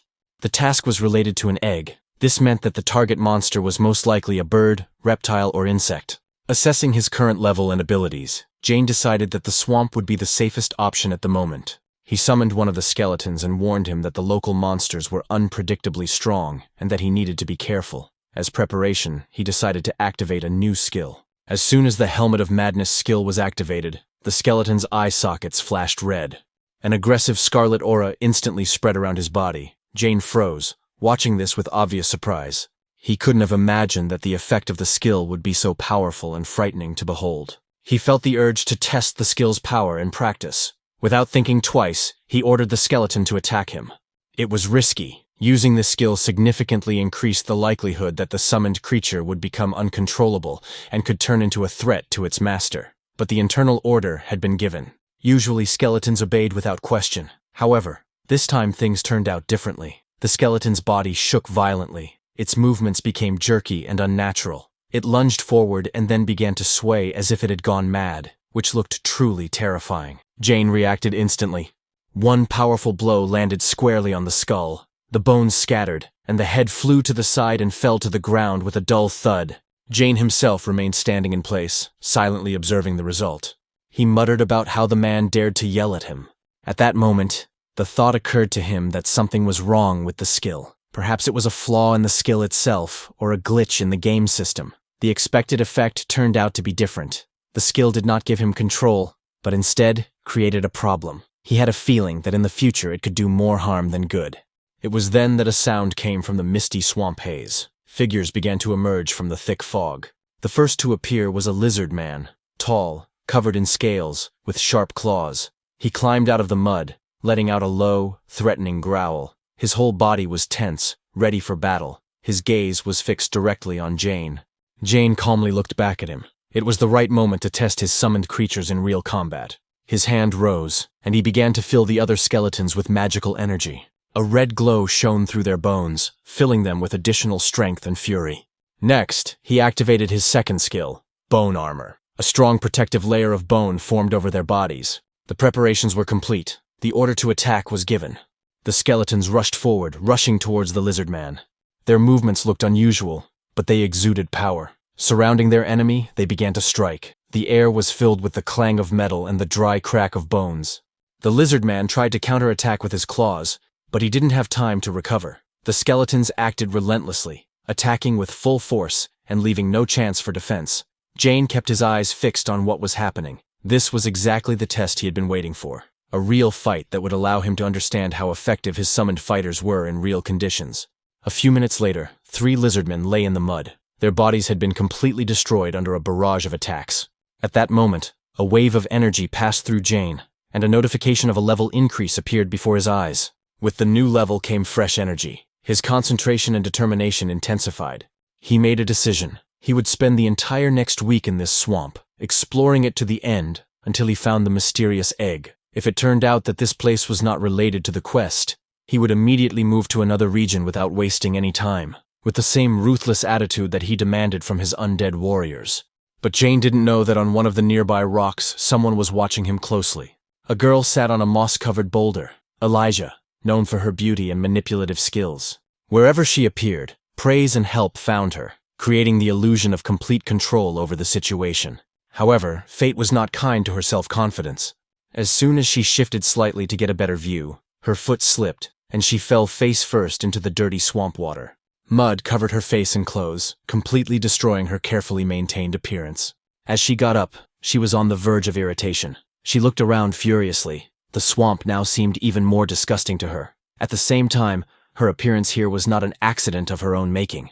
One of her subordinates, who called himself her loyal servant, had brought her here to level up. But immediately after arriving, he died. His own stupidity cost him his life. Now Elijah was alone, in an area filled with hostile monsters whose strength far exceeded her current capabilities. It was at this moment that her gaze fell again on Jane, the one who was completely focused on his fight. He stood out not only for his efficiency, but also for how sparingly he used his energy and strength. The skeletons around him obeyed his orders without question. Jane himself remained completely calm, even when violence was raging around him. This is what caught Ilya's attention. In his coldness and detachment, she saw the perfect target, a player who could be used in her next manipulation. In her mind, he had already become just another pawn. Without hesitation, she headed toward him, limping slowly. She held her leg with one hand, pretending to be seriously injured. Her posture was deliberately weak, her face sad and defenseless. She created the image of a wounded beauty in need of a strong protector. Ilya was sure that no man, especially one like him, could resist her charms. But Jane didn't even look in her direction. Not a word, not a gesture. He just calmly turned around and walked on, as if she didn't exist at all. This cold disregard hurt Ilya more than any rejection. She froze in place, unable to believe what was happening. The realization did not come immediately, but when it did, her expression changed dramatically. Anger boiled inside her.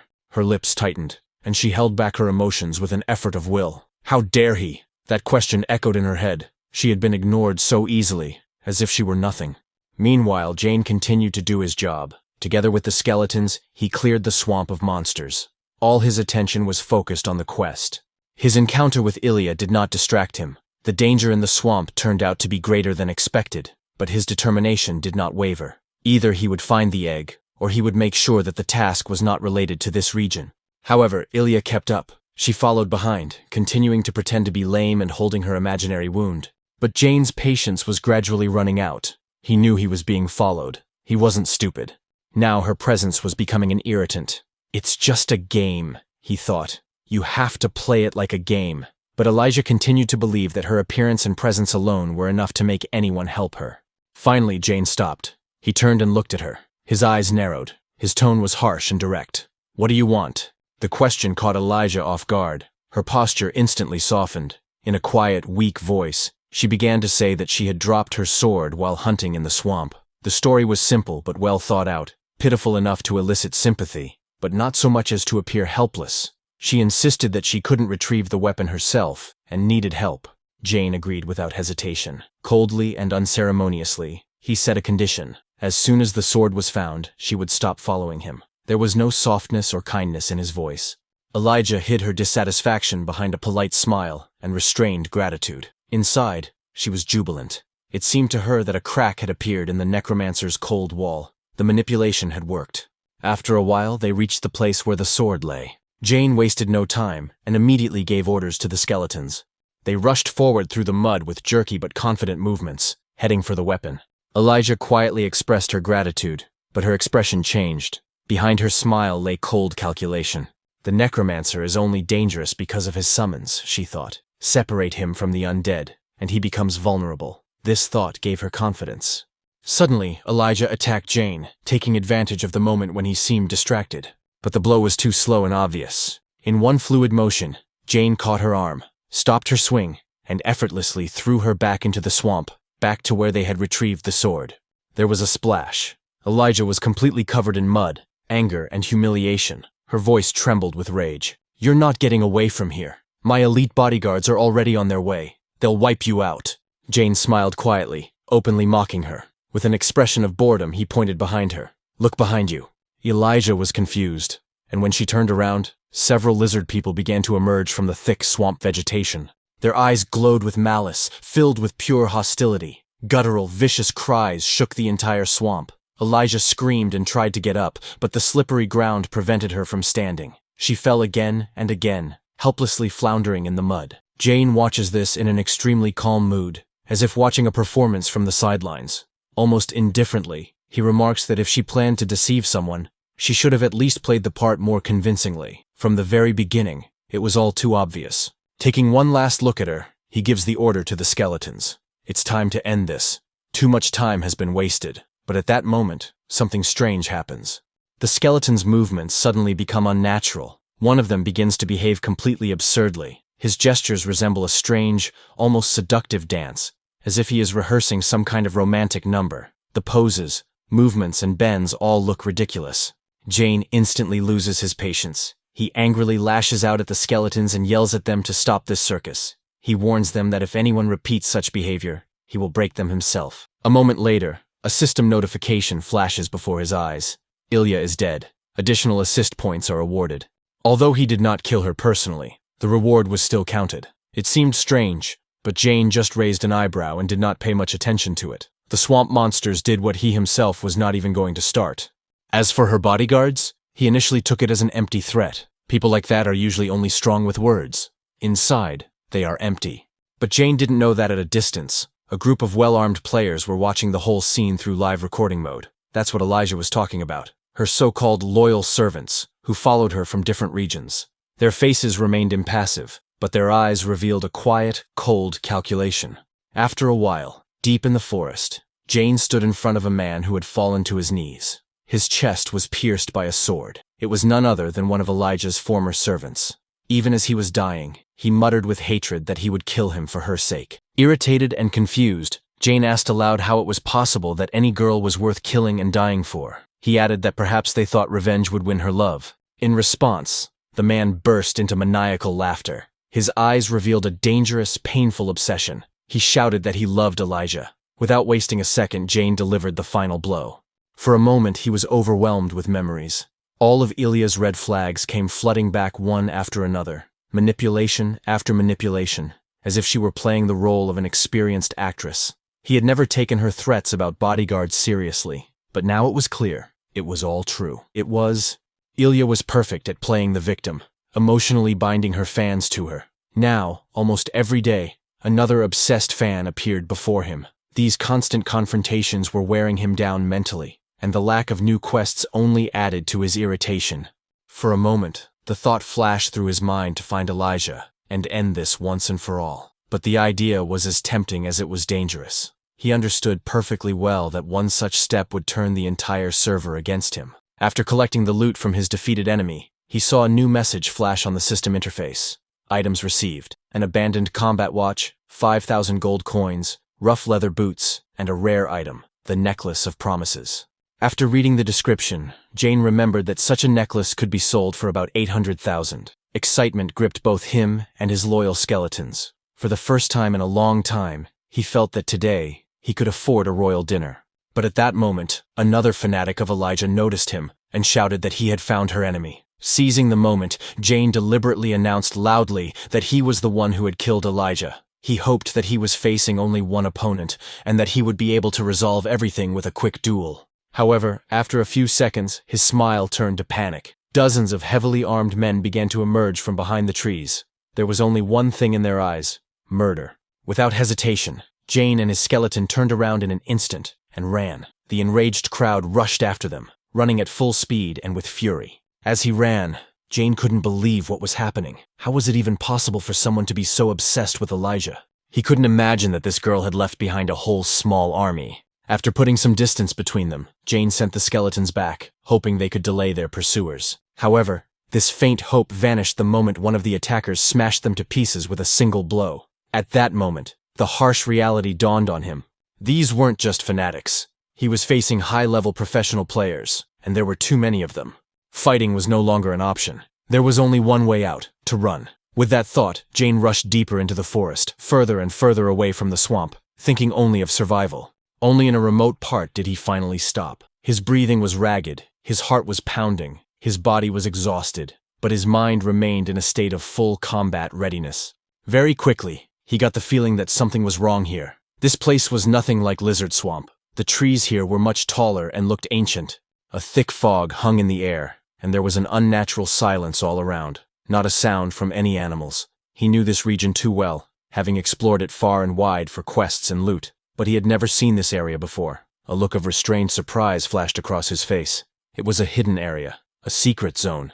Meanwhile, Elijah's obsessed fans had also made their way here. They combed through the thick forest, their eyes searching for only one thing: Jane.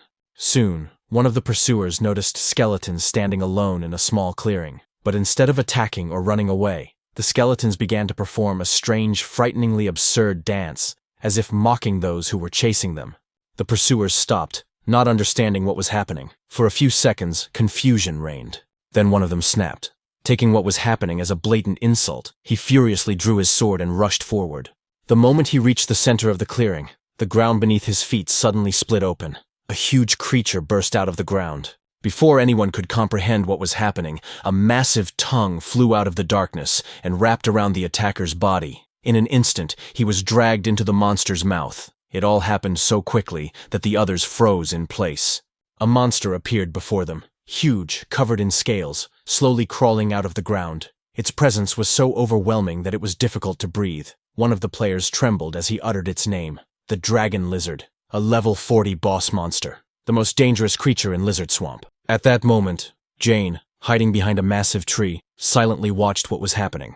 He could not have imagined that the hidden area would turn out to be the lair of the Dragon Lizard. It was a legendary monster known for its colossal defense, enormous health pool, and deadly attacks. Usually, it took at least 20 level 40 players to kill it, and even then, victory was hard won. Rumor had it that this boss had been killed long ago and shouldn't have been here, but the game mechanics were different. If a player associated with the corresponding quest entered this area, the boss would respawn. Now there was no doubt. This was exactly where a Henry had sent him. The dangerous quest required killing the Dragon Lizard and obtaining its egg. Even as a low-level player, he was sent on a mission of this scale, which only added to his irritation at a Henry's inflated expectations. However, the current situation gave him a chance.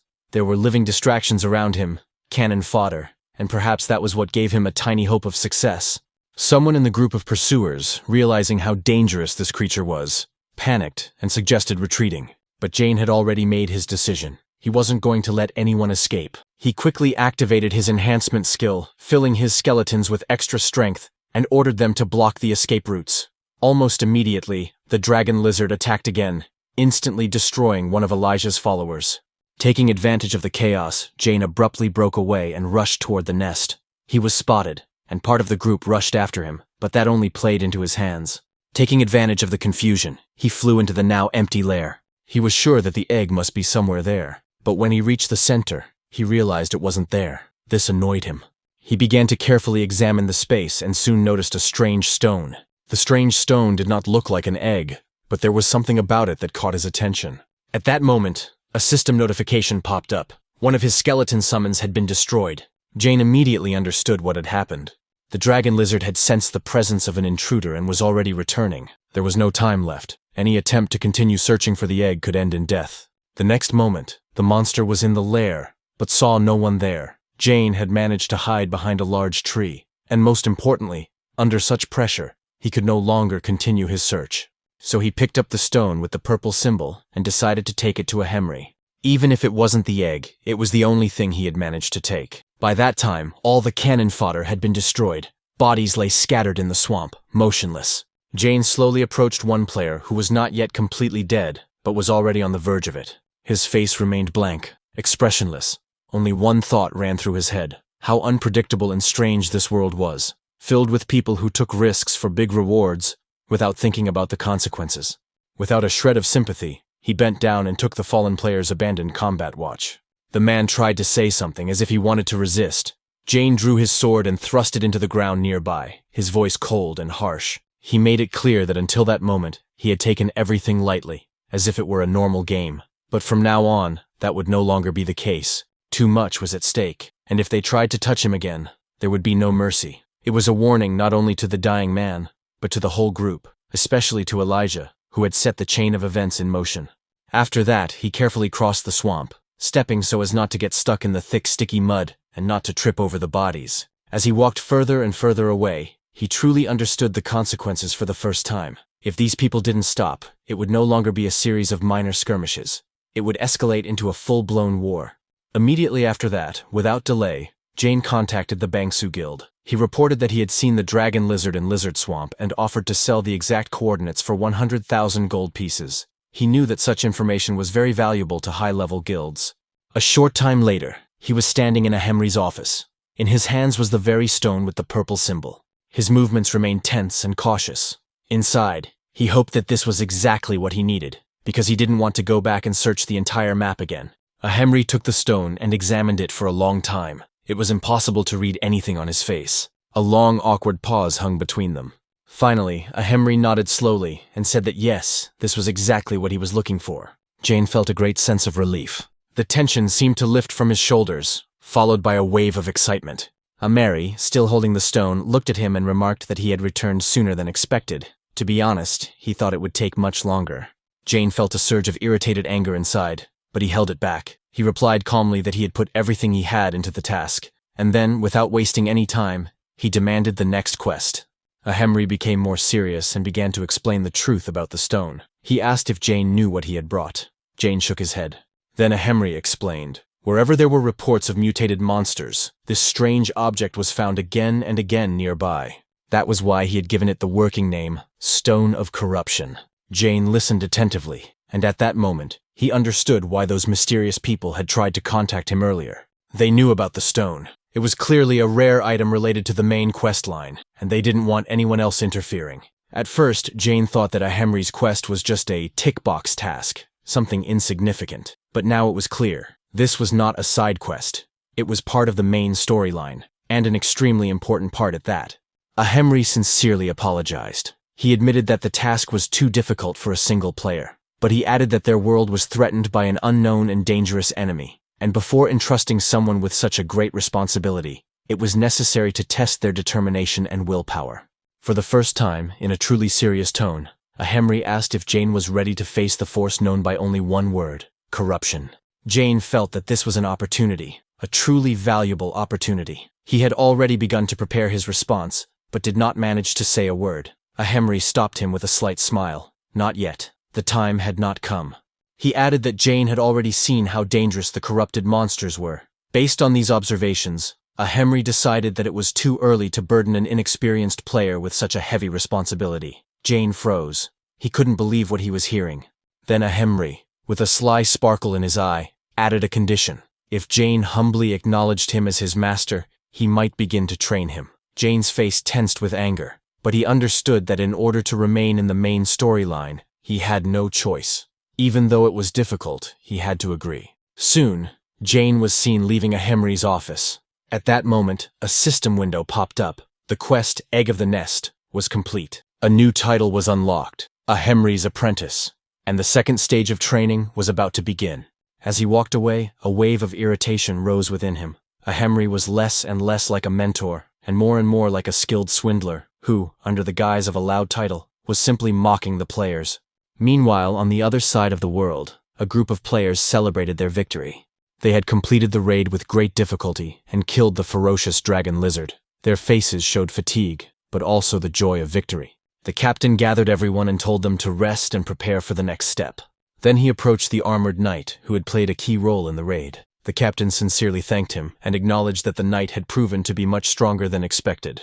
The knight modestly replied that the team had also worked excellently, which is why everything had gone smoothly. But the captain objected. If they had gone only with the main group without outside help, at least 5 would have died for sure. He admitted that he had not wanted to hire paid players at first, but now he was glad he had made that decision. As a token of his gratitude, he offered the knight an additional reward, more than the agreed amount. The knight refused without hesitation. His voice became even colder, and his face darkened with a shadow. He said that taking more than promised was against his personal code of honor. The captain bowed his head in embarrassment and apologized, admitting that he had assumed the knight's motivation was purely financial. He also noted that the appearance of a famous ranker in such a low-level raid seemed unusual. The knight did not respond. He simply walked forward and declared that he would take all the items promised in the contract from the nest. The captain was surprised and shouted after him that there was nothing of value left in the nest. The knight did not even bother to turn around. His steps were heavy and confident. Inside, he felt a strange satisfaction. He had not expected to get a chance to take the stone of corruption in this way. When he first learned that the dragon lizard had reappeared, he became nervous. He feared that Hao Mask had already progressed through the quest, but the raid began, and the boss was still alive. Then he decided that Hao Mask had failed. Upon entering the nest, the knight was certain Hao Mask had not survived. No single player could defeat such a boss. Now there was only one thing left to do: find the stone of corruption and make sure that Hao Mask would never complete the main storyline. But the longer he searched the nest, the more irritated he became. It was completely empty. No stone of corruption, no valuable items, nothing. He carefully checked every corner. It became clear that someone had been here before him. Overflowing with anger, he cursed loudly. His voice echoed across the battlefield like a rumbling storm. Meanwhile, in the dimly lit room, Jane sat silently. His face remained calm but serious. Quietly, almost in a whisper, he told himself that the moment had finally come. Memories of long, painful days when every morning began with pain and irritation came to mind. Back then, he survived by repeating the same thing to himself. Just a little longer, and everything will be fine. Only this belief and stubbornness allowed him to keep going. Suddenly, a faint smile appeared on his face. He decided that today he deserved a reward. Today he would order meat. He said it out loud, with unexpected joy. A small luxury he had been avoiding for many days. Before that, he had kept his expenses to a minimum, fearing emergencies. But now that the main quest line was in his hands and a new path had opened up, he wanted to allow himself a little pleasure. At that very moment, some unexpected extra money came in, the money he had actually pulled out of Elijah's fan club. The total amount was just over 1,200,000. Adding the balance in his account, the total rose to 1,400,000. Seeing this figure, Jane was truly inspired. For a brief moment, it seemed that all the pain and effort had not been in vain. But the joy did not last long. One after another, system notifications began to arrive on his phone. Unpaid days, overdue utility bills, rent reminders. His excitement instantly turned to disbelief, as if he had been thrown back down to earth. His balance began to rapidly decrease until only 856 rupees remained. He was overcome with anger. Now he couldn't even afford a simple meal. He sat silently when another notification appeared. It was a message from Ramini. She asked if he had stopped making videos. Jane picked up his phone, and his curiosity was suddenly piqued. He realized that he hadn't told anyone about his situation. He had neither the strength nor the time for new videos. And on top of that, some strange and dangerous people had started actively hunting him down. He started typing a reply, trying to explain all this, but stopped. A question popped into his head. Is there any point in being afraid when you're almost starving to death? The pressure, the fear, the expectations, it all seemed pointless. He was tired of playing it safe, tired of living in constant fear. If the world wanted to throw monsters and freaks at him, then he was ready to fight. In a gloomy area with crooked graves and a strange silence, Jane reappeared. He walked confidently and steadily alongside the summoned skeletons. A cold, impassive system window opened before his eyes, confirming that he had entered the forest of the dead. He hadn't been here in a very long time, although in his early days, he often came to this forest. It was connected with memories of his past life, and yet, despite his familiarity with it, the place still remained eerie and disturbing. There was something in the air that made the hair on the back of his neck stand on end. Jane realized that this was probably the best place to gain experience. In addition, the gloomy atmosphere was ideal for video and could attract viewers. Turning to his recruits, he began to give instructions. Today's hunt would take place here. Then he introduced a new member of the group, a skeleton mage. Jane explained that magic would now be actively used in the strategy and ordered the others to work in full coordination with the mage. This ability to summon an additional skeleton came to him from a Hemri, the very same mentor con artist who had taken him on as a student. From the day Jane became his student, he had acquired this skill as well. As his skill grew, the skeleton mage also developed, gaining access to more advanced and powerful spells necessary for survival and victory. However, tension remained inside. Mana was already at a dangerously low level. 3 skeletons were active, and adding a mage meant a sharp increase in consumption. Now there was no room for error or protracted battles. After a brief preparation, Jane gave the order to begin the hunt. As soon as his voice sounded, a bony hand appeared from under the ground. It was a clear signal. His presence had already been sensed underground. Soon, level 33 skeletal monsters began to rise from the ground. Their bodies were covered with a faint red glow, and their eyes reflected a wild, cruel madness. For Jane, these were ordinary monsters. But his summoned skeletons saw them as just as lifeless as themselves, and were unwilling to recognize them as enemies. When the skeletons refused to move forward, Jane asked irritably what they were doing and ordered them to attack without hesitation. They may not have had full minds, but they did have instincts. They internally rejected killing others like themselves. There was a strange sadness and hesitation in their movements. Meanwhile, the skeleton monsters began to approach, swaying. Jane tried to explain that the nature of undead monsters was different from that of ordinary creatures, and that as soon as the battle began, his summoned creatures would understand everything themselves. But when he turned around, he saw that the skeletons were hiding, trembling, as if the very word battle instilled fear in them. This finally drove him mad. He snapped his fingers and repeated his order harshly. No excuses. Attack. There was no other choice. One of the skeletons mustered up his courage and stepped forward first. The other 3 lined up behind him, following his example. He gripped his sword tightly and struck a vertical blow with all his might. Something like tears flashed in his eyes. Not real tears, but ones that reflected a deep inner conflict. The blade cut into the monster's bony body. There was a crunch, and it collapsed. But his doubts vanished the moment another monster, surrounded by a deadly aura, rushed into the attack. He walked without fear. Jane's skeleton instinctively retreated, clearly frightened. And then Jane's voice rang out. He said that ordinary attacks were useless here, and that victory could only be achieved through strategy.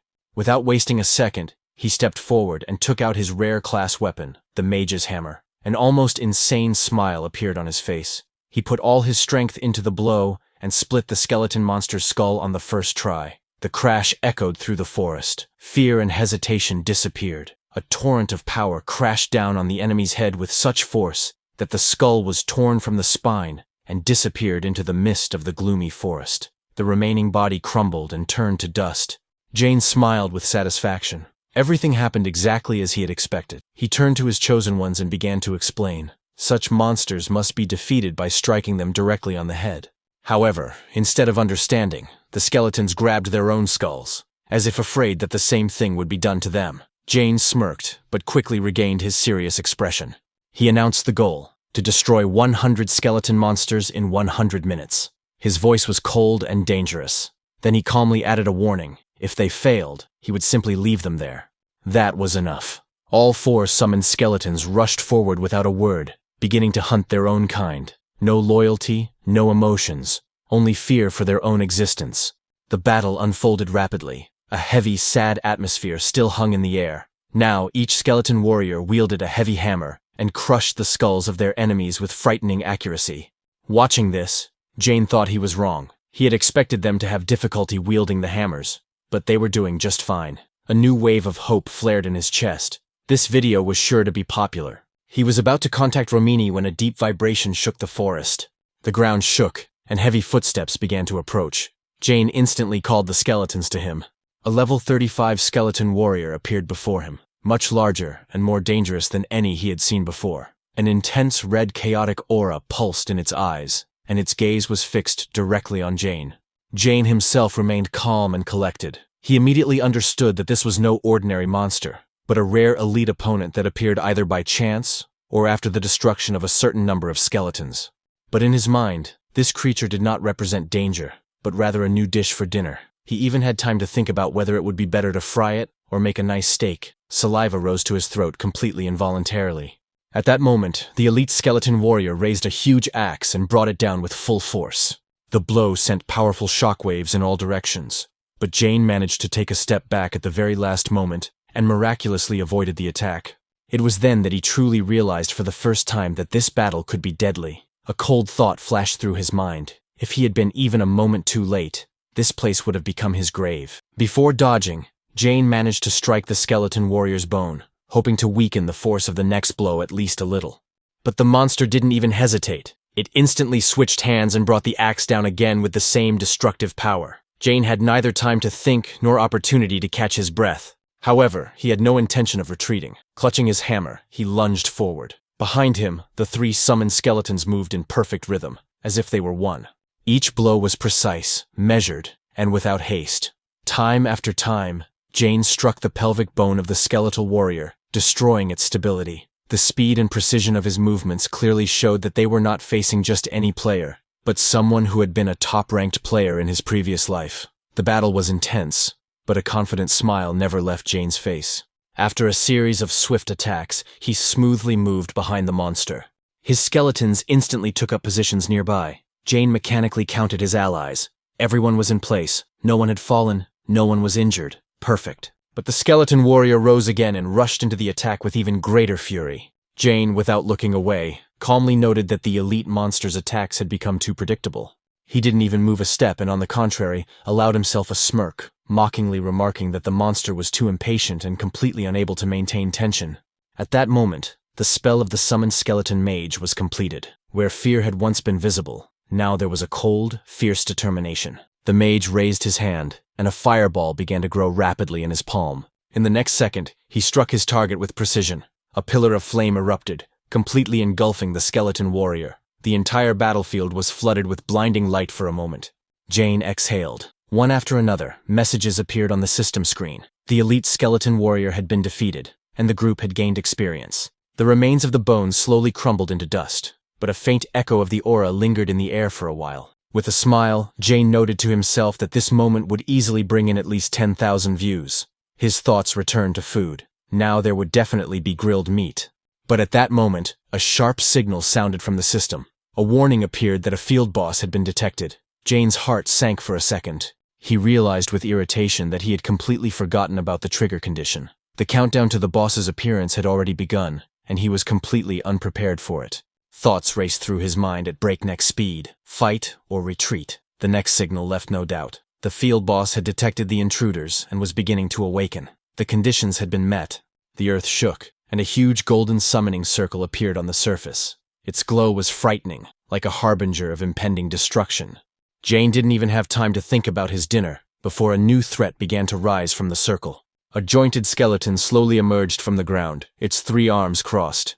Its entire body was surrounded by a golden aura, both divine and frightening. A glowing halo appeared behind it, and the entire forest glade was flooded with cold, sacred light. Jane stood motionless, gripping his hammer tightly. The skeletons he had summoned lined up around him, ready for battle. His gaze conveyed calm, quiet confidence. He believed he could win.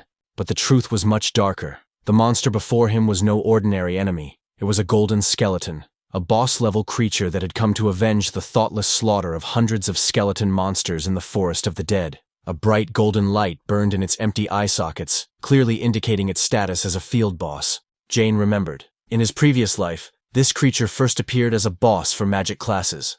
In the early stages of the game, it was known by one name, the Killer of Newbies. He understood perfectly well that the condition for summoning it was the mass destruction of skeletons, and the death of an elite warrior was the final spark. Jane knew how difficult this battle would be at his current level, but he also knew something else. If he won, this video would be a real jackpot for the channel. The plan was already in place.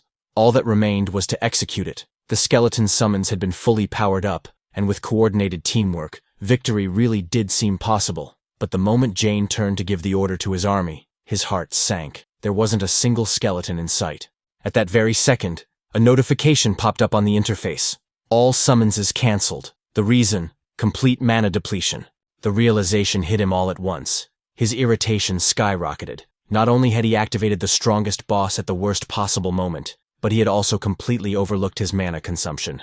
In the previous protracted battle, he had kept 4 skeletons summoned, and then the skeleton mage used a heavy fire spell, completely depleting his reserves. Jane took a deep breath and forced himself to calm down. Now there was no choice. He would have to fight this battle alone. His only regret was that his skeletal allies would not be able to take part in this epic battle.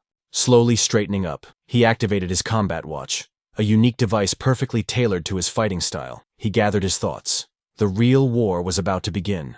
As soon as the command was given, the slot on the combat watch flashed, and Jane's custom combat armor began to form around him. Discharges of raw power ran through the armor, crackling like lightning. His body was filled with unlimited energy. His combat power peaked.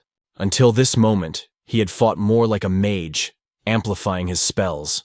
Now it was time for close combat. This was his true form. Without the slightest hesitation, Jane rushed straight at the golden skeleton. In response, the skeleton activated its golden halo with a single thought. A dull rumble echoed through the forest, the signal for the start of a deadly clash. The golden skeleton opened its mouth wide. Something resembling an ancient spell sounded, heavy and ominous. In the next moment, golden rays roared toward Jane. He kept moving forward. His speed and agility were at their limit. One after another, he dodged the rays, each of which crashed into the ground behind him, destroying everything in its path. A thought flashed through his mind. If just one hit him, it would be all over. And the boss was firing several at once. Now it was clear why they called him the Rookie Killer. But Jane already had a plan. He jumped up sharply, clenching his hammer, and came down from above. The blow was devastating. The golden skeleton's pair of hands shattered with a crack. This was his key weakness. His hands, which were directly linked to his ability to cast spells. Having lost them, the boss instantly weakened. One of the magic circles in the air scattered, leaving only 2.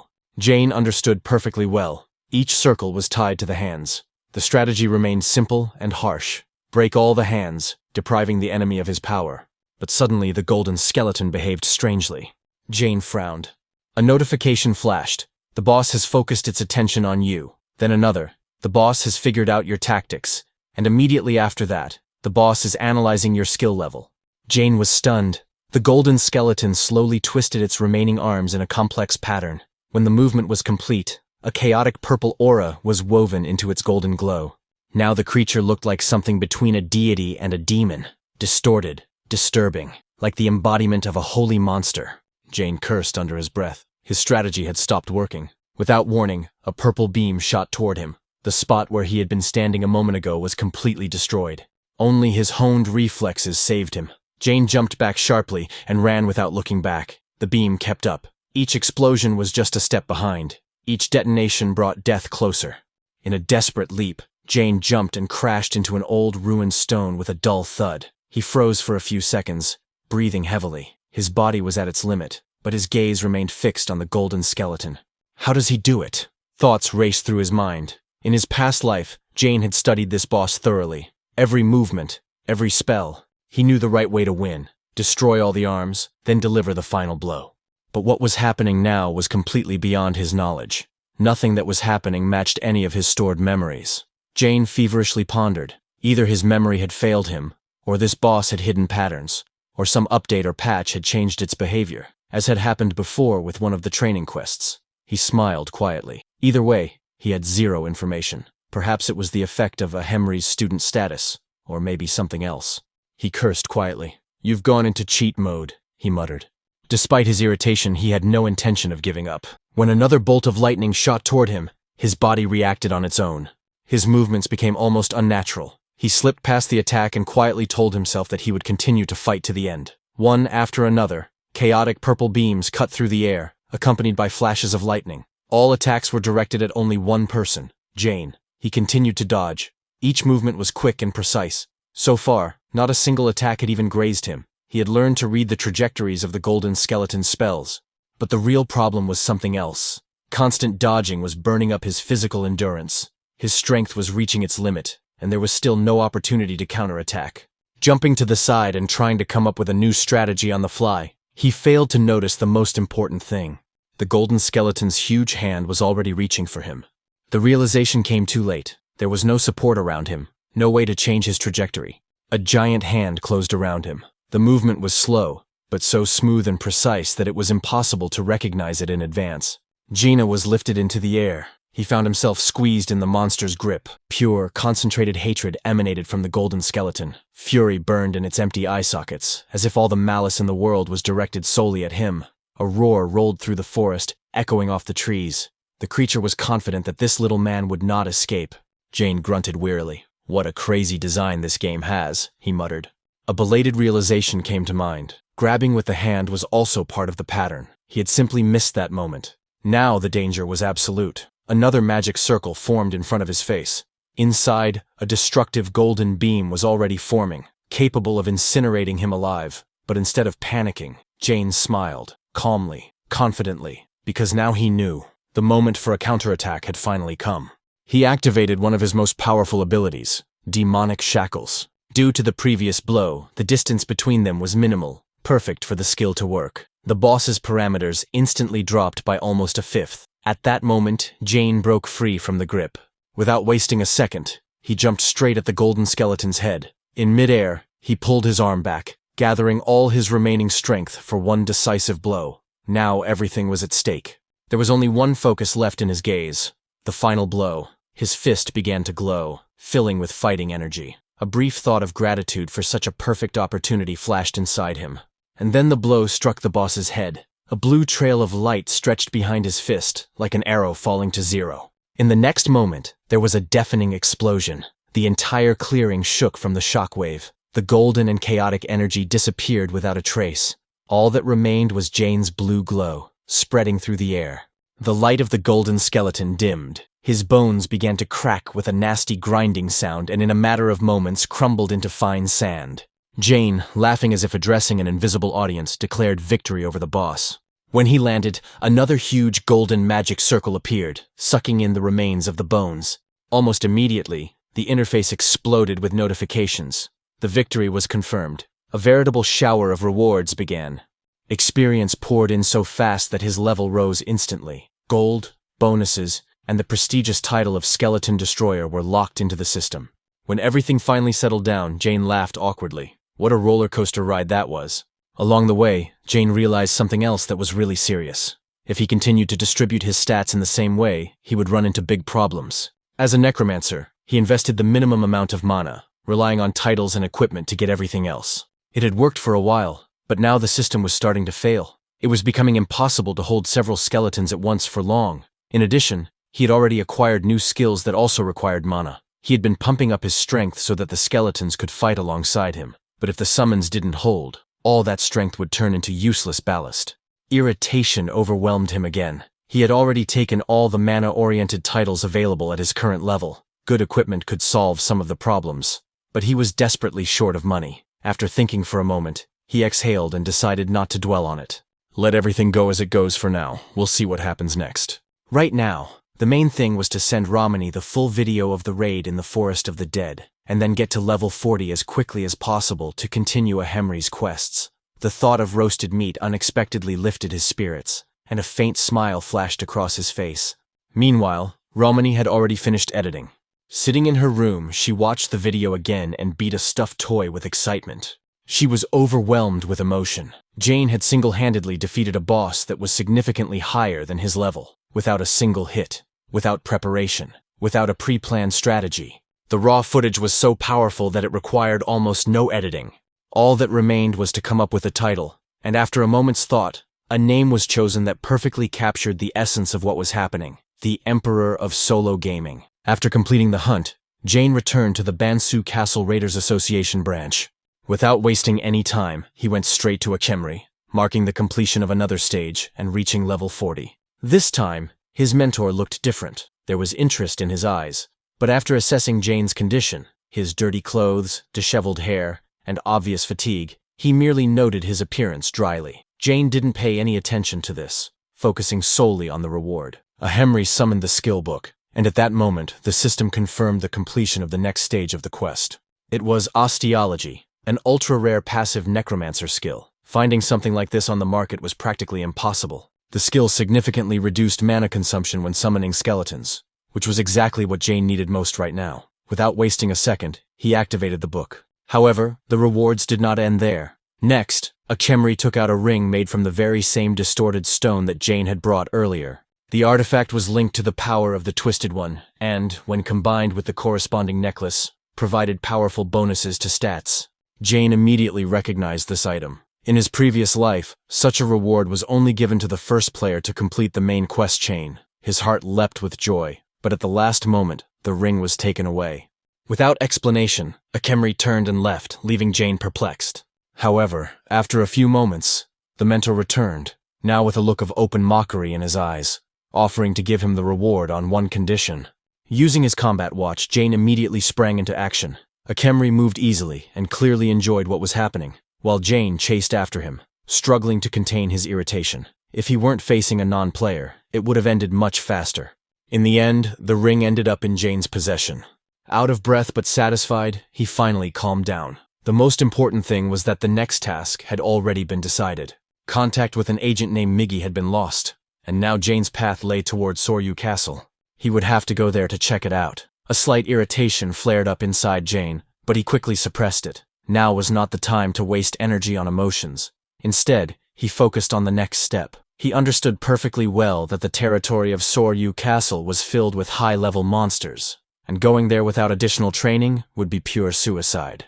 At that moment, an urgent notification appeared on his combat watch. The message was from Romini. She said that the video of his solo raid against the Golden Skeleton had already been uploaded to the platform, and that he should check out the results as soon as possible. When Jane opened the video, he literally froze. The clip had already gone viral. It had tens of thousands of views. The comments were overwhelmingly positive, and the flood of donations was like a hurricane. Seeing huge sums of money coming into his account, he was so shocked that it felt like he had been hit by a truck at full speed. His legs buckled, and he sank to the ground, unable to take his eyes off the screen.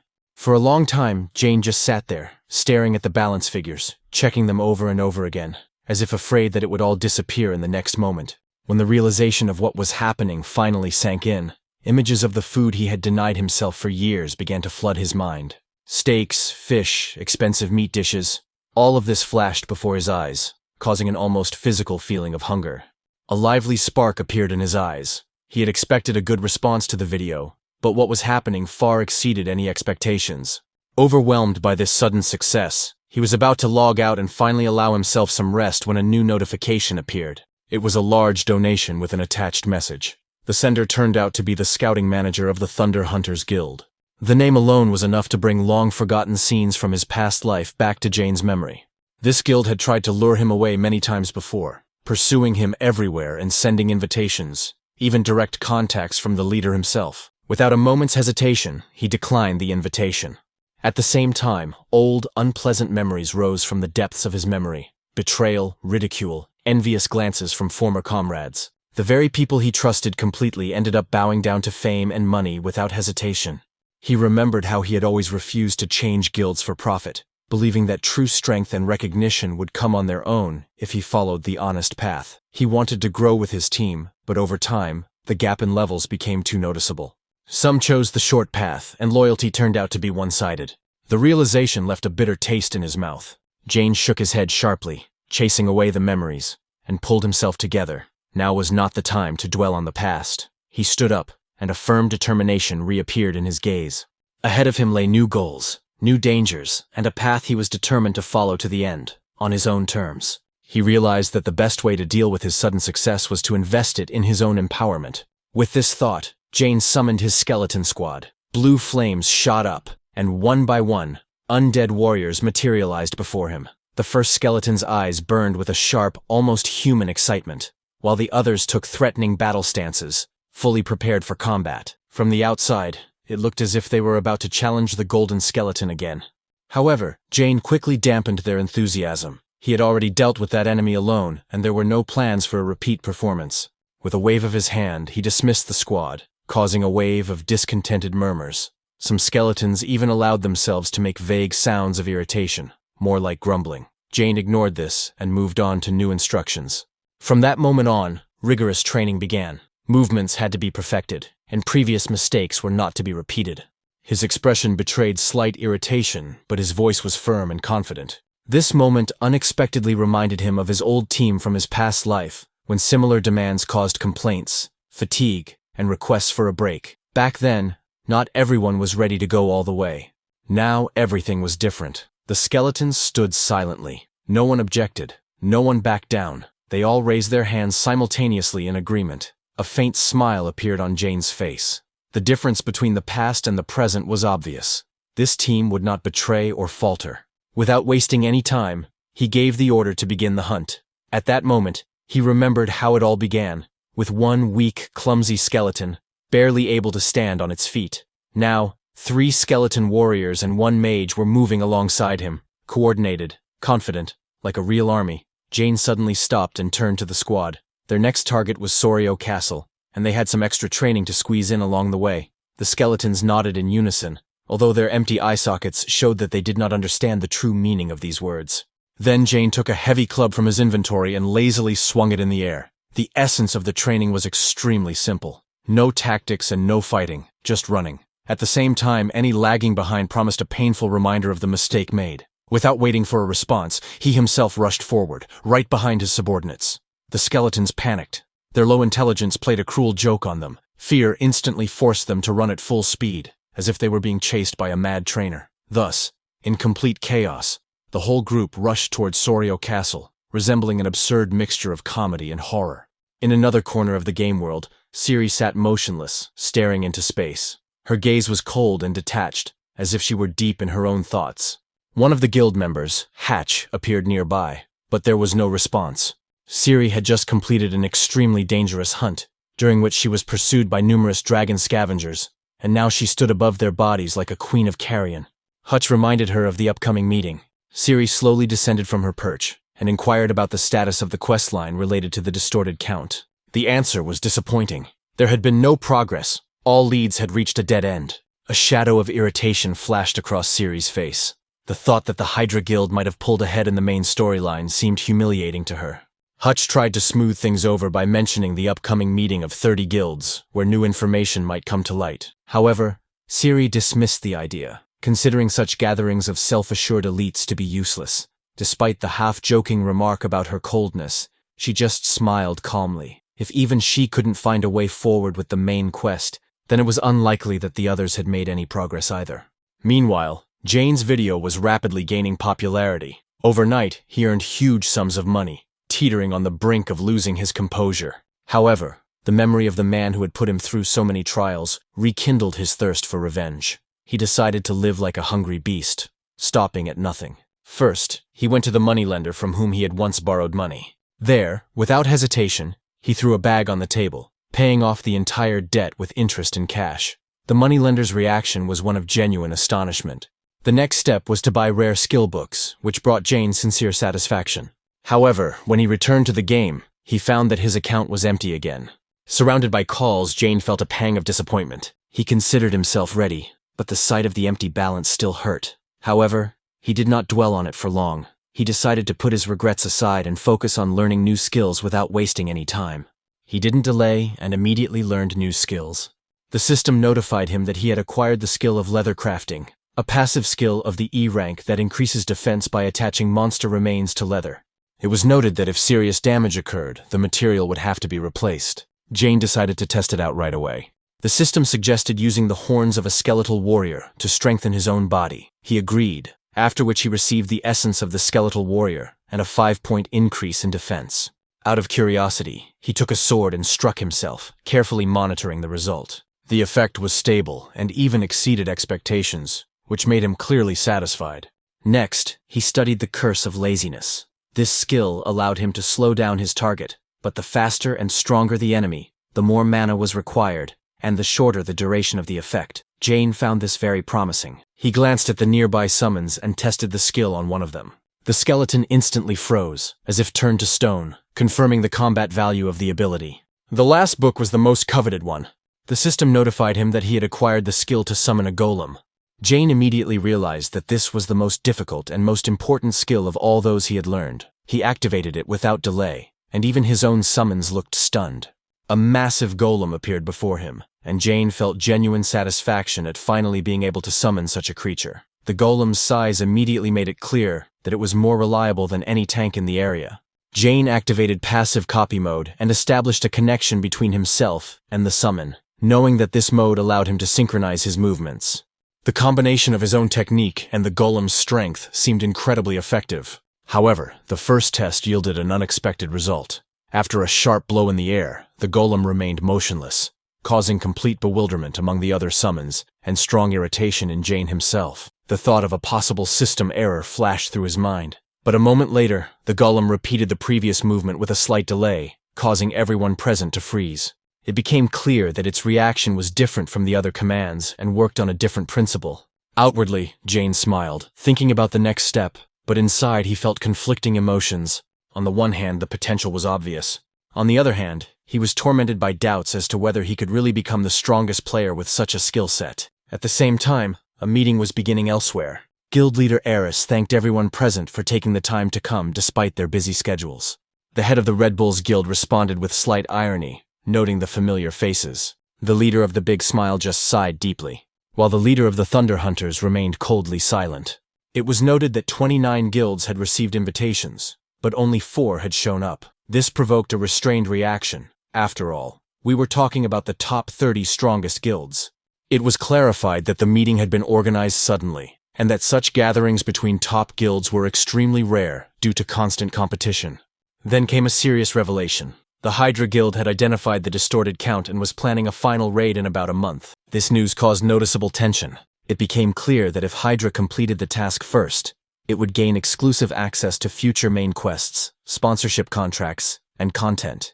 Emotions ran high in the hall, but the conflict was successfully diffused. It was emphasized that internal clashes would only play into Hydra's hands. As a result, the idea of an anti-Hydra alliance was put forward, within which the guilds present pledged to temporarily cease conflicts between themselves and share all information on the task of the Twisted Count. There were no objections, although it was clear that not everyone was happy with this agreement. After the meeting ended, the tension remained. The leader of the Thunder Hunters left the meeting with obvious internal dissatisfaction. Later, outside of the game, she reflected on what had happened. The situation seemed humiliating. Even the first boss of the chapter had not been defeated alone, and now she had to join forces with others. This went against her principles, but she understood perfectly well that reality dictated its own terms.